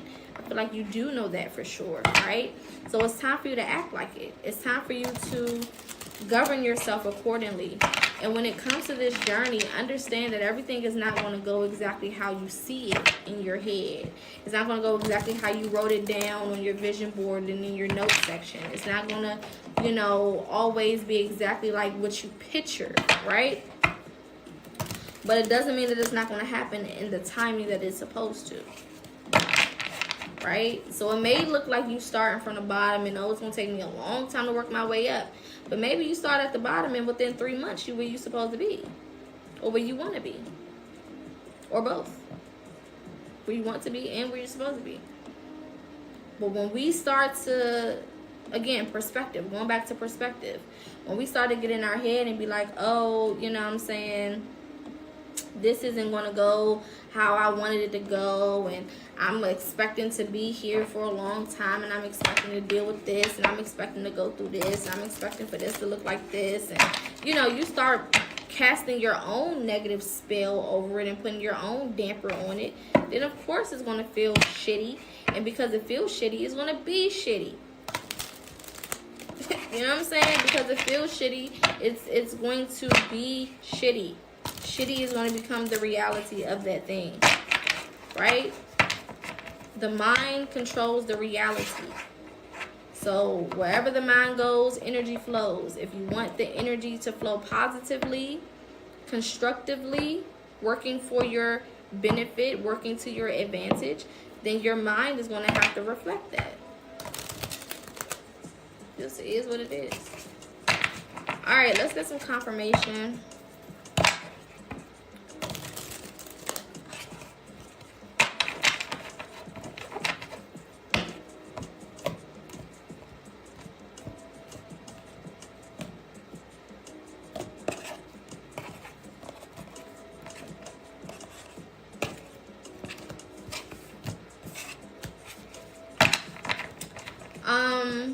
Also, the special on my website is still available. If you spend $50 on any type of healing service, so that could be a reading, that can be a consultation, a mentorship, an astrology service, then you can get 20% off of an additional healing service. So you can kind of get buy one, get 20% off type of thing. The promo code is PocaHonest. Honest as in honest person. PocaHonest is the promo code. Put that in at checkout and it will calculate your discount. This special is available up until the 28th. All right. So we got Cancer energy coming out as the first card. So again, managing your emotions, being emotionally stable is going to be very important, especially when it comes to family and especially when it comes to support. Okay, y'all cannot allow yourselves to get so distracted and so discombobulated and so thrown off and so losing your fight, your drive, just because certain people are not showing up for you, because certain people are not liking your stuff or sharing your stuff or saying good job and I'm proud of you. You can't allow that to get into your headspace. You're going to have to get to a place where you take it all with a grain of salt. Okay, they don't want to support me, cool. Coming from a business owner, I've been a business owner for now over 10 years, right? I've been an entrepreneur now for 11 years, actually. And coming from a business owner, being in business for yourself this long, your biggest supporters, you don't know them. You've never met them. The people who will go to bat for you, the people who will support everything you do, the people who will purchase your services and purchase your goods and, all of those things, the people who will show up for you every time you post something or every time you do something or every time you have some type of success, you do not know those people. You didn't grow up with them. They're not related to you. Hell, they may not even live in the same city or state as you. So when you're looking at support, especially for my people who are going into business for themselves or just in general, right? Even if you're looking for support for somebody to say good job or congratulations on that job or congratulations on this, congratulations on that. 9 times out of 10, 10 times out of 10 for real, I'm going to say 99.9 times out of 100, it's going to come from people that you don't even fucking know. People who have never met you. People who don't know the version of you that these other people know. And I've said it before on the live in the past. A lot of the people around you cannot see you for who you are with all of the changes that you've made, because the version of you that they know is engraved in their brains. So you can make all these changes and you can do all these new things with your life and you can become this whole new person. It don't fucking matter. Anytime they look at you, they're going to see who they know, who they're familiar with. Especially if these are people who have been around you for a large majority of your life. Parents, family members, loved ones, things of that nature. It takes them the longest to catch up with who you are becoming. It takes them the longest to recognize the changes that you've made and how your energy is different. They will always be the last to know. This is why it feels like it's only after you've had success, after you've reached success, then those people come back and they're like, oh, this my cousin and this my daughter and this my sister and this my girlfriend or my wife or my this or my that. It's like all of a sudden, now that the success is rolling in, these people know who the fuck you are. They remember your name. Now they want to share shit. Now they want to show up. Now they want to support. Right? Because they're the last to get it. The people who know you or who knew the past version of you will always be the last people to show up. So once you get that through your head and you stop expecting for those people to be the first, then you'll make room for the new people who are going to eventually come in, right? And show up for you in the ways that you've been desiring, in the ways that you've been craving. Period.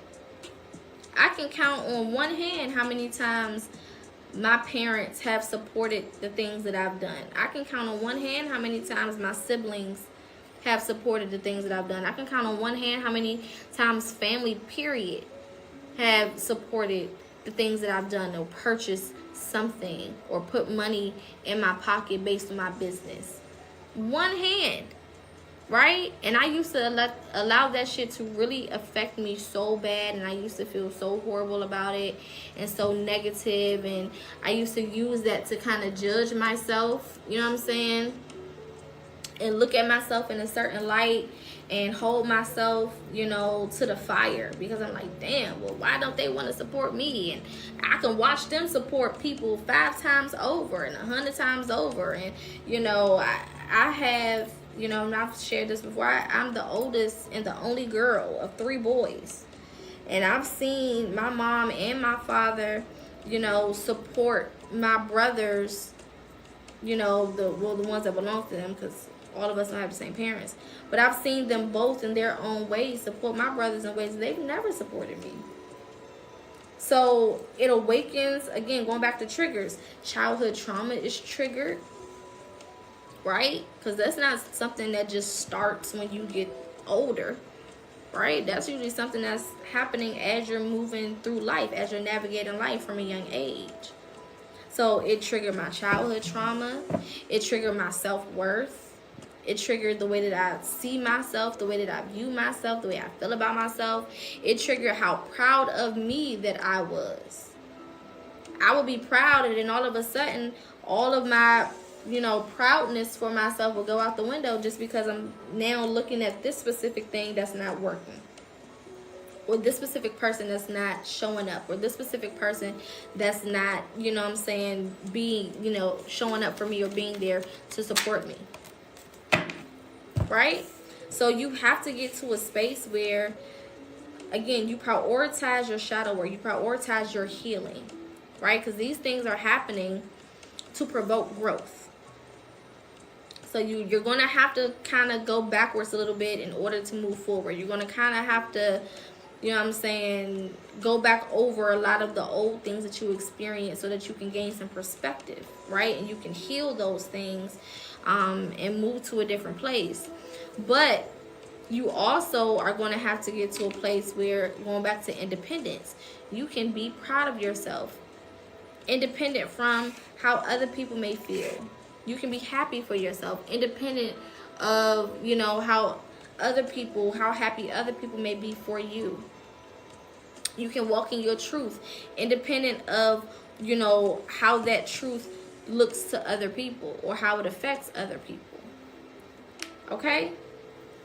We also have health coming out. Make sure that y'all paying attention to y'all health. Make sure that, if you're being called to exercise or to diet or to up your vitamins or up your supplements or get your teas or finally go get whatever you need checked out, or whatever the case is, okay? Make sure that you're doing all of those things. This is also speaking to mental health. Make sure you're taking at least one mental health day a week. I don't give a rat's ass how you gotta get it done. I don't care. You need to have at least one mental health day a week. That means if you gotta call off of work, you call off of work. If you gotta leave work early, you leave work early. If you have to take the kids to grandma's house, take the motherfuckers to grandma's house. If you gotta go out and take yourself out and do something for yourself, if it gotta be a self-care day, I don't care what it is. If you just lay in the bed all damn day and you just flip like a rotisserie chicken from one side to the other side, to the other side, to the other side, to the other side, I don't give a damn. But you need one mental health day a week. Not every other week, not once a month, not every other month, not once a year, not every other year. Once a week. We collect and we gather so many things as we are navigating through the damn week. We're experiencing so many things. Our mind is in so many fucking places. We're having so many different things happen to us. Girl, yes, like a rotisserie chicken. We're going through a whole lot. We are energetic beings. So not only are we giving energy, but we're also receiving energy. And all the energy that we receive is not good. There's nobody who has 7 amazing days straight. There's something that's going to happen in one of those days. There's going to be something that, triggers you, or there's going to be something that happens, or there's going to be something that you experience, or something that you read, or something that you see, or something that you hear that is going to affect you in some type of way, shape, or form. Nobody gets 7 blissful days back to back to back with nothing happening at all. Even if it's something minor or if it's something big, something is going to occur. So with that being said, you need to be making sure that every week, at least once a week. Now, if you can do more than once a week, do more than once a week. But bare minimum, at least once a week, you need to be having some time for yourself. And that goes back to guilt. Don't feel bad for taking that time for yourself. Don't feel bad for saying, look, I won't be available today. My phone is going to be on Do Not Disturb. And this goes back to communication, right? With the Queen of Swords and the King of Swords, right? We as adults, and we talked about this Sunday, we as adults need to learn how to communicate what we need, right? You cannot just be a person that just disappears and then come back when you feel like it. That's not what adults do. So what do, Poca? Well, this is what you do. If you need a day to yourself, if you need a week to yourself, if you need a month to yourself, you just need a couple minutes. Well, not if it's a couple minutes, but anything more than 24 hours, right? You need to communicate to the people that are the most intertwined with your life that this is what you're doing. Hey, look, I'm just letting you know, FYI, tomorrow I probably won't be available. You know what I'm saying? My phone will probably be on Do Not Disturb. I'm taking the day. You know what I'm saying? You don't gotta go into details. But tomorrow I won't be available. There's some shit that I gotta take care of. My phone will be on Do Not Disturb. I'm fine. It's nothing for you to worry about. But I just want you to know that this is what's going on. Just in case you text me and I don't respond, or you call me and I don't respond. Now, if it's an emergency, meaning life or death, not an emergency meaning that you want to talk about your feelings or your problems or something and you really want to call me, that's not an emergency. Life or death, okay? If it's an emergency, you can text me emergency. At some point, I'm going to check my phone. I'm going to make sure, you know, it ain't nothing too crazy. But text me the word emergency or something. You know what I'm saying? And I'll know to respond. Other than that, I'm not responding to shit. Other than that, I won't be available. Right? You have to learn how to communicate. Because a lot of people care about you. There's a lot of people who don't really fuck with us, of course. But then there's people who do care about us. There's people who are very concerned with our well-being. Right? And we owe them that communication. We owe them, you know, a little bit of insight as to where we are mentally. Okay? Now, if this is somebody who truly loves you and supports you and wants the best for you, then they will understand. If it's somebody who try to flip it and make it about them, or take a selfish approach and try to talk you out of it, or get all in your business or whatever, then that shows you where that person stands in your life. It just is what it is, right? But you just need to communicate it to the people that you care about. And if there isn't anybody around you that you feel like deserves that conversation, then you don't have to have it. This is for people who you know, okay, I communicate with this person on a daily basis. Or, you know, this person means a lot to me or enough to me where I want to keep them in the loop of what's going on just in case, right? But make sure that you're taking this time for yourself, right? Because you can't get what you don't ask for. And people are not going to respect what you don't explain. You know what I'm saying? It's like a kid. Like when our parents used to tell us to do shit with no explanation, we couldn't really respect it. Because why are you telling me to do this? It's not making sense to me why you're saying it. It's not making sense to me why you're doing whatever you're doing. Right? So they would give us an explanation. Okay, look, I'm telling you to do this because X, Y, and Z.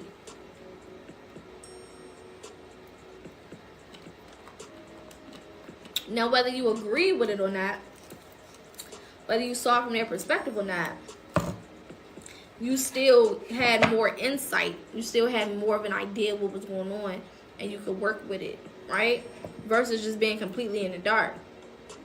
Because when you leave people completely in the dark, that's when they start to make assumptions. Okay? And assumptions can be detrimental to everybody. Some shit you do got to clear up. Not everything. It just depends on who the people are. What other confirmation do we have here for the collective?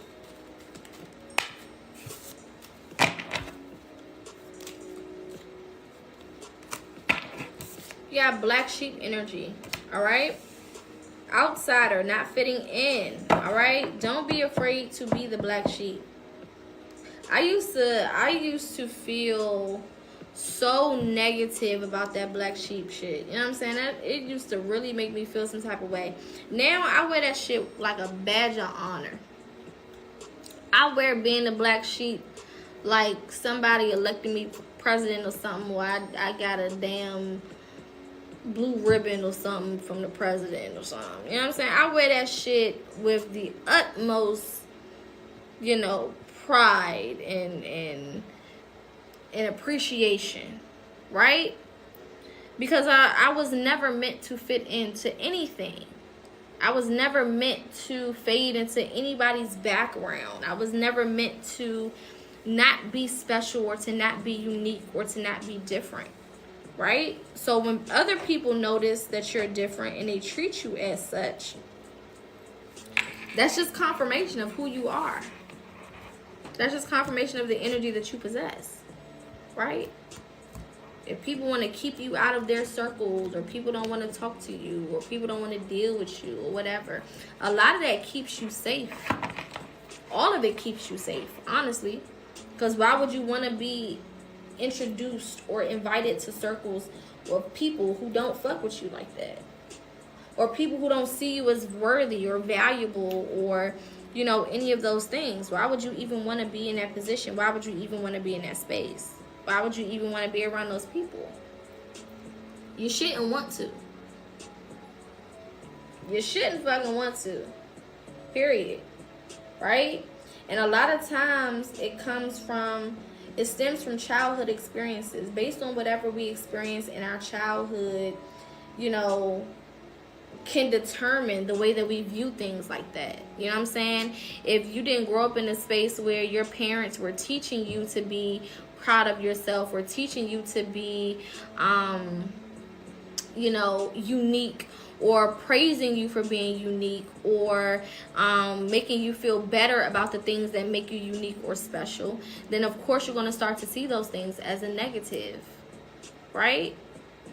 So you become an adult who tries to fit in some type of way, shape, or form, so that you don't feel whatever negativity you felt as a child, so that you're not triggering yourself to go back to that mental state or that mental space that you were in at that point in your life, right? But the older you get, you realize that a lot of these motherfuckers out here are copies, and they want to be copies. Everybody got the same head. Everybody got the same shape. Everybody going to get the same nose. Everybody going to get the same teeth. Everybody going to get the same eyebrows. Everybody going to get the same skincare. Everybody getting the same hairstyles. Everybody getting the same body, the same hips, the same belly button, the same ass, the same titties, the same every damn thing. Everybody just want to look like everybody, right?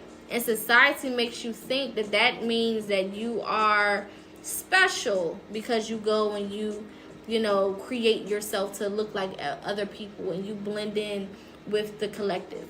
But that doesn't make you special. It's nothing special about blending in. It's nothing special about looking like the next 10 people besides you. You know what I'm saying? There's nothing special about that. That's actually insane, right? So the more and the deeper you get into your identity, remember again, this is the year of identity, right? And preparation. The deeper you get into your identity, the way that you see yourself, the way that you view yourself, the more special you feel for being who you are.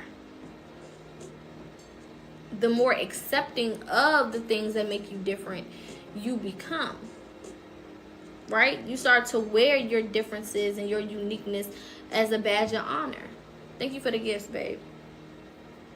Instead of looking at it as something that's negative, or looking at it as something that you need to hurry up and change.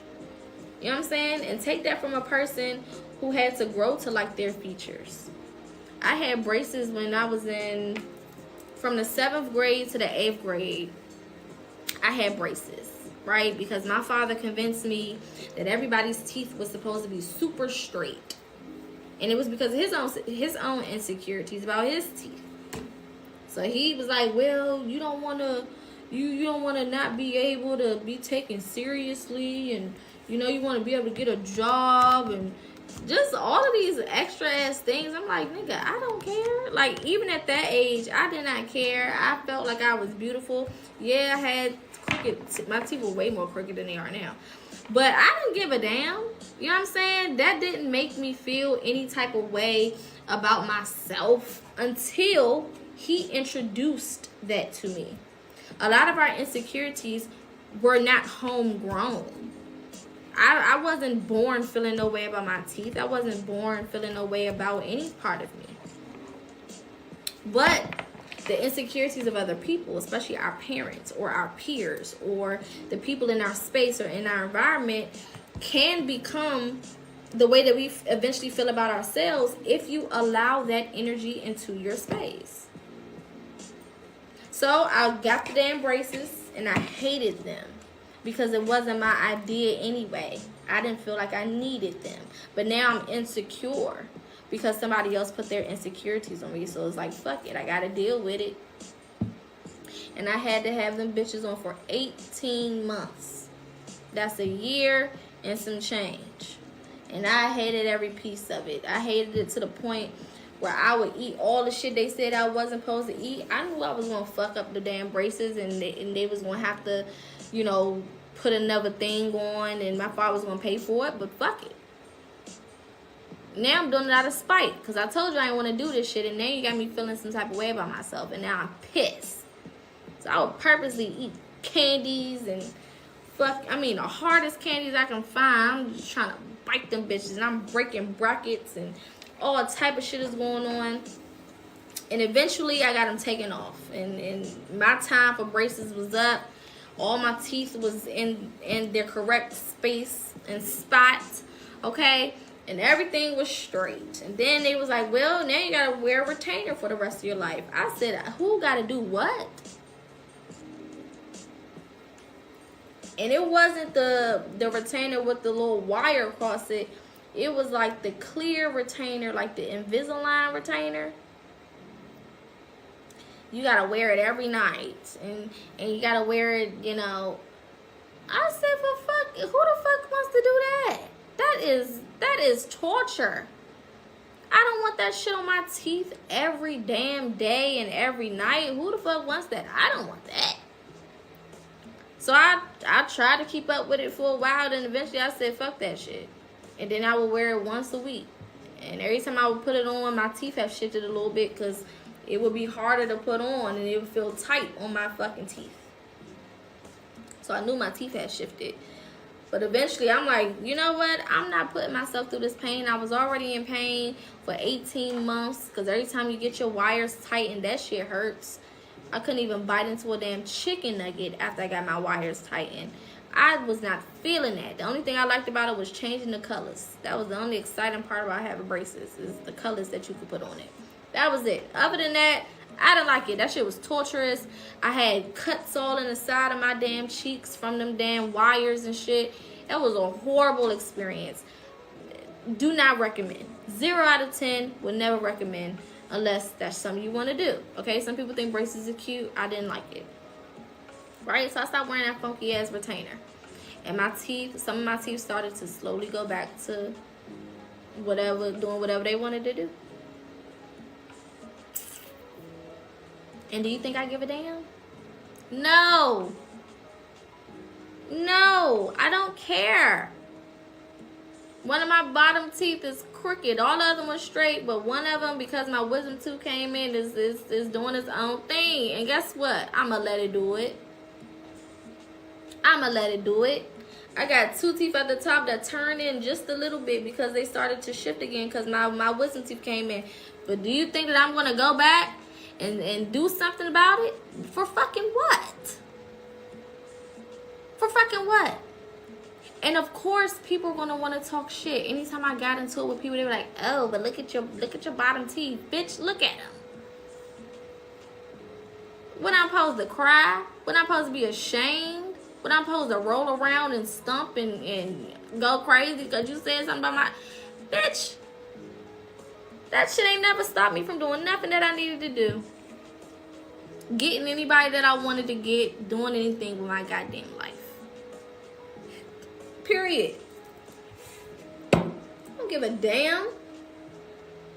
But culturally, based on society, I'm supposed to feel insecure. I'm supposed to want to go pay somebody to put plaster on my shit and give me some fake ass veneers or something. I'm supposed to want to go out here and do all of this craziness, right? I suffered with acne my whole life. Hormonal acne. My whole life, right? And it wasn't until I got older that I started to change my diet and get it more under control, right? And of course, if you know anything about melanated skin and dark spots, it take a minute for these bitches to go away. So I got several reminders on my face of my battle with acne. I've never worn makeup in my life. The only time I've worn makeup was for one photo shoot that I did and for prom. Outside of that, I don't wear makeup. Why? Because I always wanted to embrace my true self. And I always felt like if somebody's going to fuck with me, they're going to fuck with me for who the fuck I am. I'm not going to go in there and wash my face and then a motherfucker going to feel different about me. No. What you see is what you get. On top of the fact that if you already dealing with acne, why are you putting makeup on your face? You know what I'm saying? That just defeats the fucking purpose. It just makes it worse. It's just more shit being caked up in your pores. Who's doing all that? I'm not doing all that. Okay? No tea, no shade to the people, to the makeup community. But baby, I'm not spending no additional time to get ready more than what I have to. I already have a long ass head full of hair that has to be tamed every damn day. On top of me wanting to get a couple extra 1,000 minutes of sleep in the rising time. I'm not waking up and putting on no full face. That's absolutely diabolical. I'll put on some lipstick. I might hit these eyelashes with some mascara. But that's as far as it's going to go. Okay? I'm going to make sure my eyebrows look good because I love me a good eyebrow. Other than that, I don't give a damn. I don't give a damn. But based on society, I should care. I've had people say that, oh, you need to worry about your skin. You need to worry about this. You don't hear talking shit. You need to... Bitch, I'm going to cuss your ass out with every pimple on my face. Do you understand? And not give now one fuck. But it takes you a while to get to that place. I had to go do a lot of healing in my past. I had to go back over my childhood and go do some shadow work, you know, dealing with childhood trauma for me to finally get to that place where I'm like, I don't give a fuck. I'm going to show how I show up. And if you speak on it, that means you feel some type of way about it. I don't have to change nothing because you feel some type of way. That's diabolical. If we was to change everything about ourselves based on other people's feelings, we wouldn't even recognize ourselves. Because everybody think that you should be doing something a specific way. Does that mean it's the right way? No, it just means people got opinions. So learning to embrace the things that make you unique. I'm short as hell. I'm 5 foot on a good day. On a better day, maybe 5'1". If I put on the right platform Uggs, I can give you 5'2", 5'3". You know what I'm saying? If I put on the right heel, you might think I'm 5'4". Short as hell. Been my whole life. Both parents short. It is what it is. People used to try to make me feel some type of way about that. Why would I feel some type of way about that? It ain't never stopped me from getting nobody's nigga. Well, that's my past. I don't take people's niggas no more. But it didn't stop me, is all I'm saying. I don't live my life like that no more. You know what I'm saying? I move from a place of respect. You know? I don't live my life like that anymore. I used to just do shit because I was bored and I was traumatized and I was hurt and I just wanted to prove shit to myself that I could have who the fuck I wanted. I don't live that life anymore. I've grown. So everybody can keep their niggas. The point is, it didn't stop me from shit. You know what I'm saying? It didn't stop me from shit. It is what it is. So once you figure out, going back to identity, I had to figure out who I was. Who the fuck am I beyond my outward appearance, beyond the opinions of other people, beyond the expectations of people? Who am I? Up under all of this shit, if all of that shit disappeared today, who would Poca be? You know what I'm saying? If all of that shit was to go away, who the fuck would Poca be? And that's how you need to think about your life.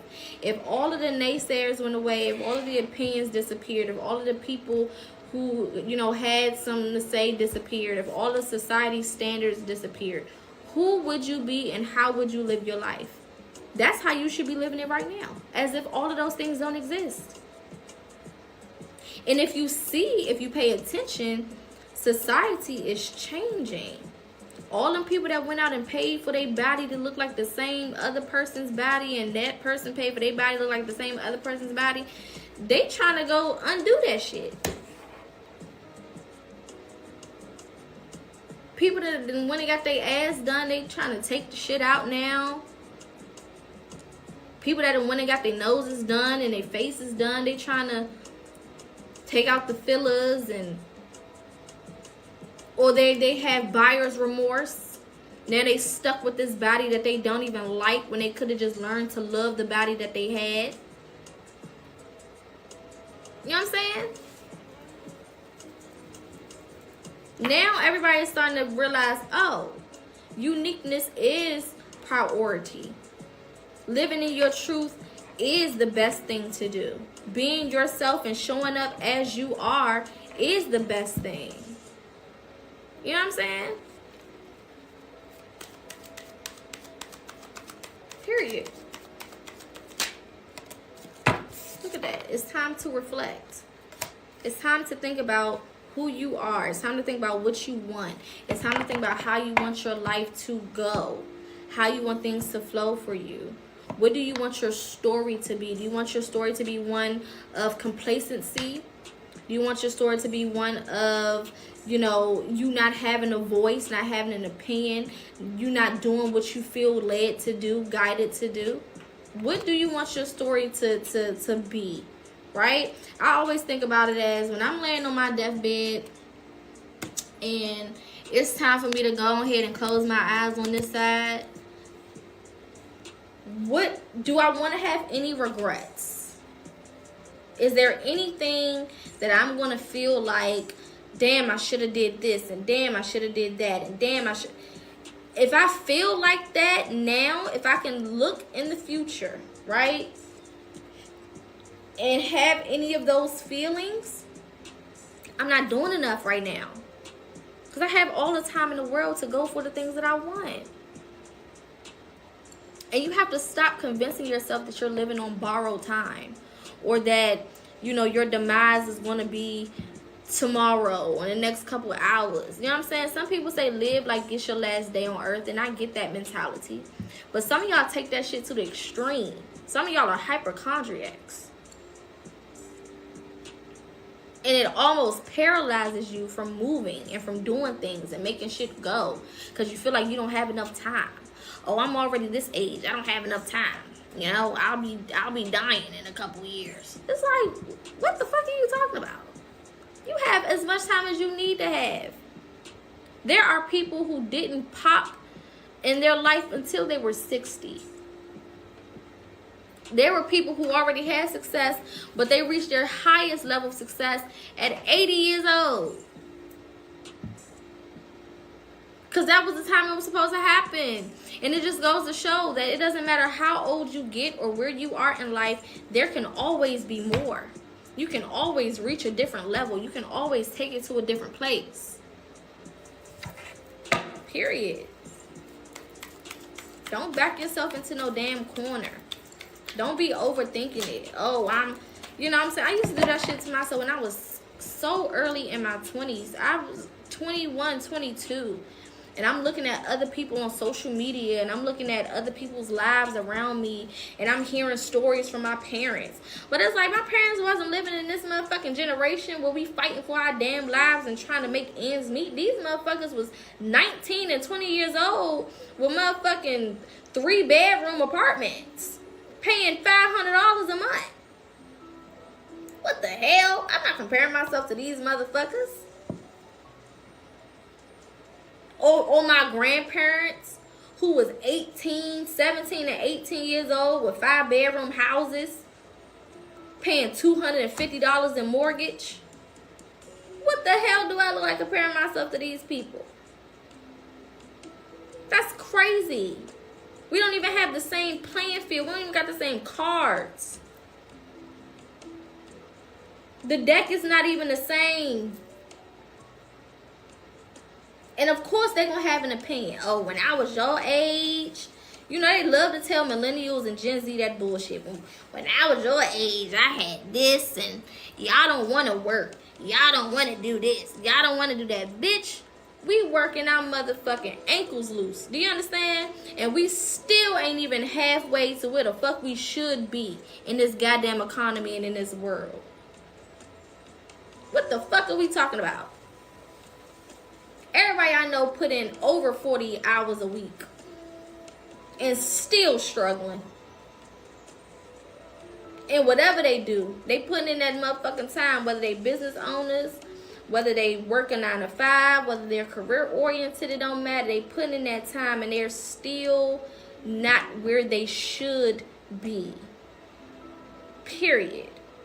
So you can't be so hard on yourself about certain things all the time.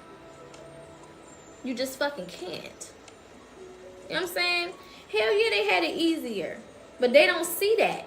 Because a lot of them are sitting on the value that they've accumulated.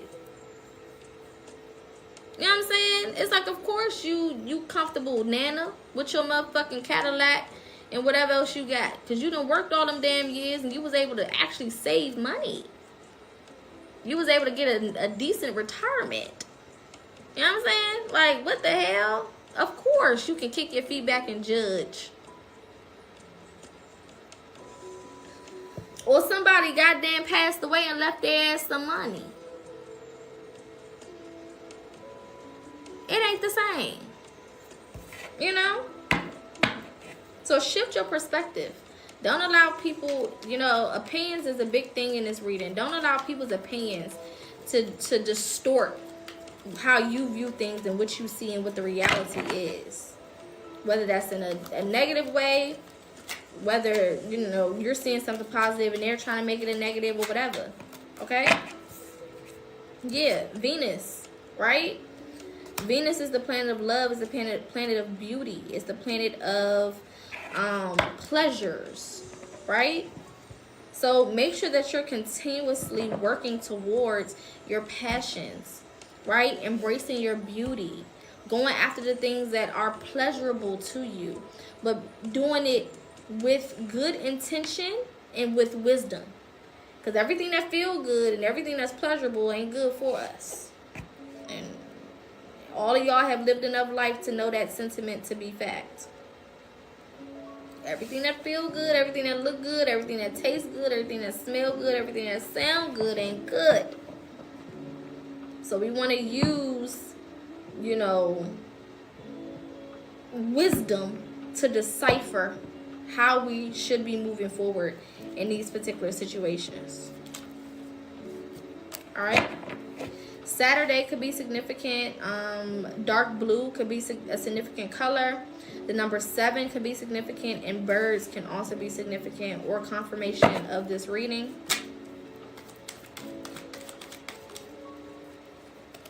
Sunday can also be significant. The colors yellow and gold can be significant. The number 1 can be significant, and bumblebees as well. Change your environment. Change your damn environment.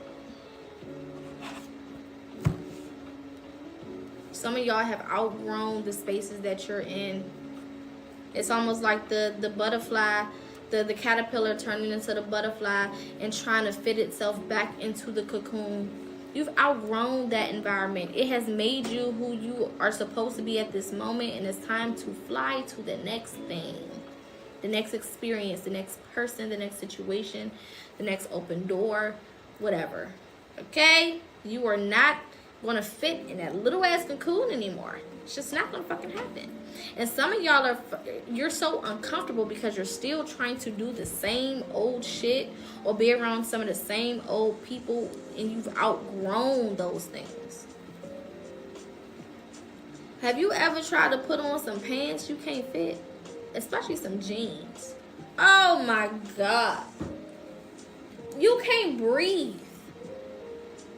Even if you get them motherfuckers up and you just so happen to button them, all of the air in your body just seems to go to your head. You can't damn breathe. It's just like, what the fuck? And then trying to take them back off?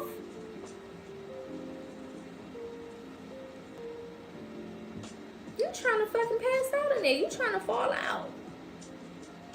That's what it looks like when you have grown, when you have matured, when you have changed. You know what I'm saying? When you have elevated and you're still trying to be friends with them old ass people, and you're still trying to make them old ass relationships work, and you're still trying to work at them same old ass jobs, and you're still trying to go forward with them old ass careers, and you're still trying to be in them old ass environments, and you're still trying to live in that old ass city, in that old ass state. That's what that shit is like. You cannot breathe. You can't think properly. You can't make good decisions. It's time to change your environment so that it fits who you have become. Because y'all are not who you were when you started this process. You're not who you was a year ago. You're not who you was 6 months ago. You know what I'm saying? You're not who you was 3 days ago. That's why our environment is constantly changing. You could have started this process married, but maybe you're not supposed to be no more. You could have started this process booed up in a relationship with a baby and some more shit, but maybe you're not supposed to be no more. You could have started this process with a big old friend group or friends or just one friend. It don't fucking matter, but maybe you're not supposed to be with that person no more. Maybe you're not supposed to kick it with that person no more. You could have started this process besties with your mom or your daddy, your granny, your auntie, but maybe it's just not giving that no more. Stop trying to fit your new self into the old stuff and then act surprised, okay? And just taken aback when the shit don't work, or when now you are suffocating, you are uncomfortable. Stop doing it, because the only person who is paying for it is you. The only person who is being negatively affected is you. New beginnings. Congratulations. I want everybody to take a minute to just give themselves a hug. Okay? This is what self-care looks like. You don't always need another person. Give yourself a fucking hug. Put the goddamn phone down. You can still hear me, still look at me. I don't give a damn. Wrap your arms around your damn self for a second. Just, rub your own back. You know how people give you a hug and they rub your back a little bit and it make you feel good. It like wake up your senses, and you know what I'm saying. Give yourself some love. Give yourself a pat on the back, a hand clap, an applause, whatever, because you should be very, very proud of yourself for getting to the place that you are right now. You don't always have to reach the ultimate goal in order for you to congratulate yourself or to show yourself love and appreciation. I tell y'all all the time, celebrate every step and every stage of this process. Thank you so much for the gifts. Celebrate every step and every stage of this process. I don't care how small, I don't care how big, I don't care how insignificant, I don't care. I don't care. Buy yourself a balloon. I didn't cuss nobody out today. Congratulations, balloon. You know what I'm saying? I didn't slap a bitch down today. Congratulations, balloon. I left that toxic ass relationship. Congratulations, balloon. It don't always have to be nothing large. I hit the jackpot. You know what I'm saying? I finally accomplished this in my life. No, it don't always have to be that. Now, you can celebrate that stuff too. But what about the other accomplishments? Stop looking at accomplishments on a scale. You know what I'm saying? This accomplishment, it's an accomplishment, but it's not big enough. This one, I mean, it's a little bit bigger, but it's still not nothing for me to go too crazy about. Why the fuck not? Why not? Think of it like this. If there was somebody outside of you that was always celebrating everything that you did that was significant, you would be happy. If somebody that you love, every time you made some type of change in your life, good or bad, I mean, good or great, big or small, you know, significant, insignificant, if somebody gave you a gift every time you accomplished something in your life, you tell me you wouldn't be happy? You telling me you wouldn't have the biggest smile on your face? You wouldn't feel important? Okay, so why are you waiting for somebody to do it when you can just do it for yourself? You should have at least 3 celebrations a week if you moving properly, because you're accomplishing multiple things a week. I'm not saying you gotta go out and buy yourself something every time, because you know you probably go broke doing that with all the shit that you're accomplishing. But you can do something significant. Again, give yourself a hug, a pat on the back, write yourself a nice little post. I'm so proud of myself. You know what I'm saying? Buy yourself a extra cookie, a brownie or something. I love me a sweet moment. Now, I love me some sweets. Now, I don't like sweets, like processed sugar sweets. I like bougie ass sweets. Like, give me like a strawberry shortcake from somewhere, you know, real nice. Or a nice red velvet cake. Or a nice little fruit tart. You know, I like bougie shit that they make it like a bakery. You know what I'm saying? I like bougie sweets where it's real good, but it's not super sweet to when my teeth hurt, because you know I'm grown. You know what I'm saying? I'm not 4. I don't want no fruit snacks or nothing. I like bougie shit, like, you know, a pistachio cream something, or, you know what I'm saying, a French vanilla bean compote, something. I don't even, is that the right terminology? I don't fucking know. Something that's of esteem. You know what I'm saying? I will spend a nice coin on a bougie ass dessert. Don't get me fucking started. I don't give a damn. I will spend a nice coin. I don't care. Cheesecake is cool, but it can't be like no, you know what I'm saying, around the corner ass cheesecake. It need to be like top notch, like something that's not going to give me a sugar rush. You know what I'm saying? Where they focus more on the flavors than they do how much sugar it is. You know what I'm saying? I like a nice, you know, if I go to a bakery, they'll probably have all my money, because I'm getting all the shit that look cute and all the shit that sound good. You know what I'm saying? That's just me. When I want to do something nice for myself, I'm going to give me a nice dessert. I love me something sweet. You know, I'm black. We got to have something sweet with whatever. And don't let it have a little fruit on it. Don't put a little fruit on it. You know what I'm saying? Don't put a little piece of fruit on there. Ciao. Thank you guys for the gifts. Don't give me a little fruit. Oh, listen.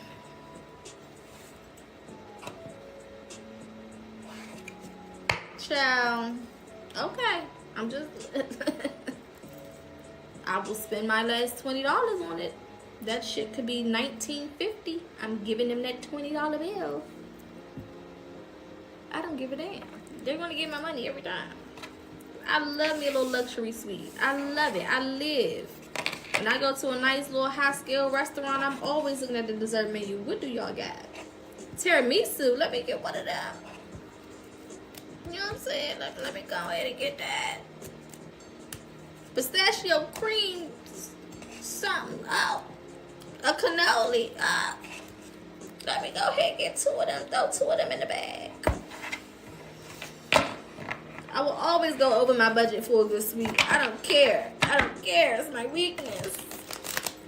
But whatever your thing is, you know what I'm saying? Maybe you like the color or paint. So your thing may be, you know, to get you some expensive crayons or something. Which I don't know. Okay? Get you some expensive paints or a nice little brush or something. Or maybe you like hair stuff. So maybe you want to get you that curling iron you've been having your eye on, or, You know what I'm saying? Whatever means something significant to you. If you are into makeup, maybe you want to go get that primer or that makeup palette, that eyebrow palette. Bitch, I don't even know the terminology. That eyebrow palette or whatever, girl, get it. Or that lipstick. You know what I'm saying? I love me a good matte lip. I live for a matte lip. You know? Whatever it is. Maybe you take a walk in the park. Maybe you roll that Mary Jane up a little fatter than usual. You know what I'm saying? Maybe you take 2 shots instead of 1. I don't know. But do something for yourself. Do something. I remember when I was in school, my great aunt who raised me, my grandmother's sister on my father's side, when I would do certain things, we would go to the grocery store and she would get me the little sparkling juice that, you know, we used to get the kids for like holidays and shit. And she had these little plastic little champagne flutes, and she'll pour me up a little bit of sparkling drink, baby. Thank you. You couldn't convince me. You couldn't convince me that I was not living a prestigious life. Okay? You could not convince me that I was not one of them girls. And it would be for something simple. You know what I'm saying? You got a good grade on your report card, or you passed the test, or, you know, something like that. Right? Where it could have been like, oh, that could have just been like a good job moment. Oh, good job. You know what I'm saying? You did good. But she took it up a notch. And the kids used to think that I was bougie because my aunt, she was one of them ones. She's a Gemini too. And you know, we don't mind spending a coin for the shit that we want. So I would come to school with Starbucks. And this was in the early 2000s. I was walking in there with a motherfucking vanilla cream, the little hot drink, and the motherfucking croissant. So the fuck what? You think you better than everybody. Bitch, do you see my cup? Do you see this croissant?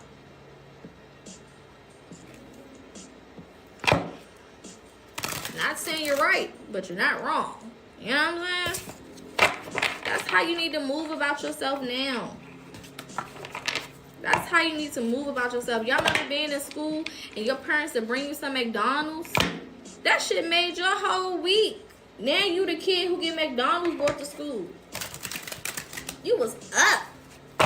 Because you get to sit there at lunch eating your motherfucking chicken nuggets or your little burger or your little small chicken sandwich and your french fries, and don't let them get you a McFlurry or something.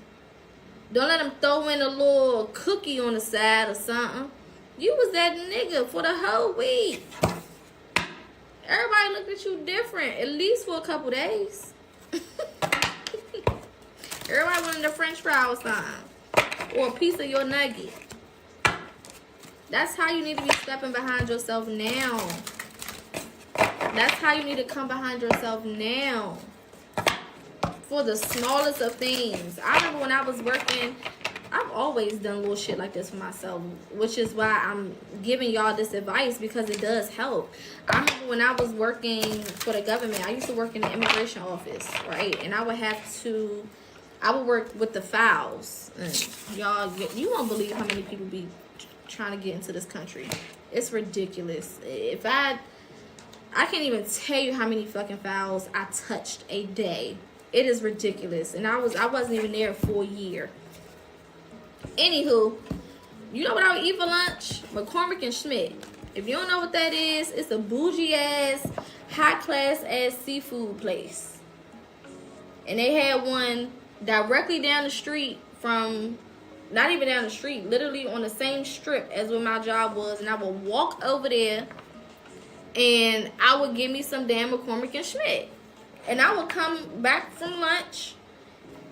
Thank you guys for the gifts. I would come back from lunch eating salmon or crab cake or what the fuck ever I wanted. Scallops. for lunch. I'm spending $30, $40, sometimes $50 on a lunch meal because I felt like it. And we have been conditioned to wait to celebrate certain things, or to wait to do things for ourselves, or to wait to show up in a certain capacity for ourselves, or to wait to, be a certain type of way with ourselves. Who the fuck taught us that? And why did we start listening to them? I'm not waiting for shit. Me waking up and seeing the sun is enough for me to celebrate myself. Me waking up and having full range in my limbs is enough for me to celebrate myself. Me waking up in my right mind and not being in some grippy socks with some cushioned walls is enough for me to celebrate myself. Period. And you talking to somebody who suffers with, or have suffered with, anxiety, depression, hypochondriac. I've dealt with all of those things. And I had to learn, I'm not giving to myself enough. I'm not showing up for myself enough. I'm not tuning in with myself enough. I'm not standing on business enough when it comes to protecting my peace and protecting my heart and protecting my legacy and protecting my mind. I'm not showing up enough. I'm not doing as much as I should be doing, as much as I could be doing. I'm not doing enough. I need to up it. So I started upping it. And the more I upped it, the more motherfuckers got mad. But what they didn't realize is every time they got mad, they showed me who they was. That's the thing. That's why I tell y'all to do a lot of this shit, because it's going to reveal to you who these people really are. If they're people who are really worthy of being in your space. Are they people who are really happy for you? Are they people who really support you? Are they people who, really deserve to be there? Half the time they fucking not. And all you gotta do is pay more attention to yourself, and that's gonna reveal the people around you. Because if I'm taking care of myself and I'm doing everything for myself and you doing the same, nobody's offended here. But if I'm just doing for you and I'm just showing up for you and you relying on me to make you feel good and for me to support you all the damn time, the minute that I take that attention off of you and put it on me, you gonna feel some type of way. You know what I'm saying? You gonna feel some type of way. Because you're not getting all of my time and attention no more. Because you're not the main motherfucking person in this equation. I have regained the throne, and you feel some type of way about that. So taking care of yourself not only allows you to show up for yourself, but it also teaches you who you should be showing up for, and who is no longer worthy of you showing up for them. Okay? Because I love a good fuck them people moment. Fuck them and everybody with them. Fuck the whole gang. All the friends, all the family members, fuck them all. Alright, light and love. Again, I will be streaming from both Big O and TikTok daily. So tomorrow we'll be doing our lesson instead of a reading. I'll be teaching on cleansing and protection rituals, as well as activating spiritual gifts, or figuring out what your spiritual gifts are. That will be tomorrow around 4:30 that we'll start that live. That's Eastern Standard Time for those who may not be on the East Coast. We'll get into that for tomorrow. The special on my website is still available. If you go to my website and spend $50, you get 20% off of an additional service or an additional purchase. The promo code is PocaHonest, like honesty, but honest, okay? POCAHONEST, PocaHonest, all right? Put that promo code in at checkout, and it will calculate the discount for you. That promo code will only be available until the 28th, so definitely take advantage of that. I also tomorrow will have an announcement for something that I'm going to be offering for the month of March. to help us prepare for the official new year. We know the official new year starts Aries season, the first day of Aries season. So that's the energy usually shifts between the 19th and the 21st of April. Of March. So I'm going to make sure that we have, you know, the information that we need so that we can take advantage and we can make the most out of this transition from the end of this cycle to the beginning of the next new cycle. Okay. What else? I'm trying to think if there's anything else. Thank you for the beans. Thank you for the gifts. Thank you for the love. Thank you for the likes. Thank you for the support. Thank you for the shares. Thank you for the watches, the comments. All of it is much appreciated. Not mandatory, but definitely appreciated.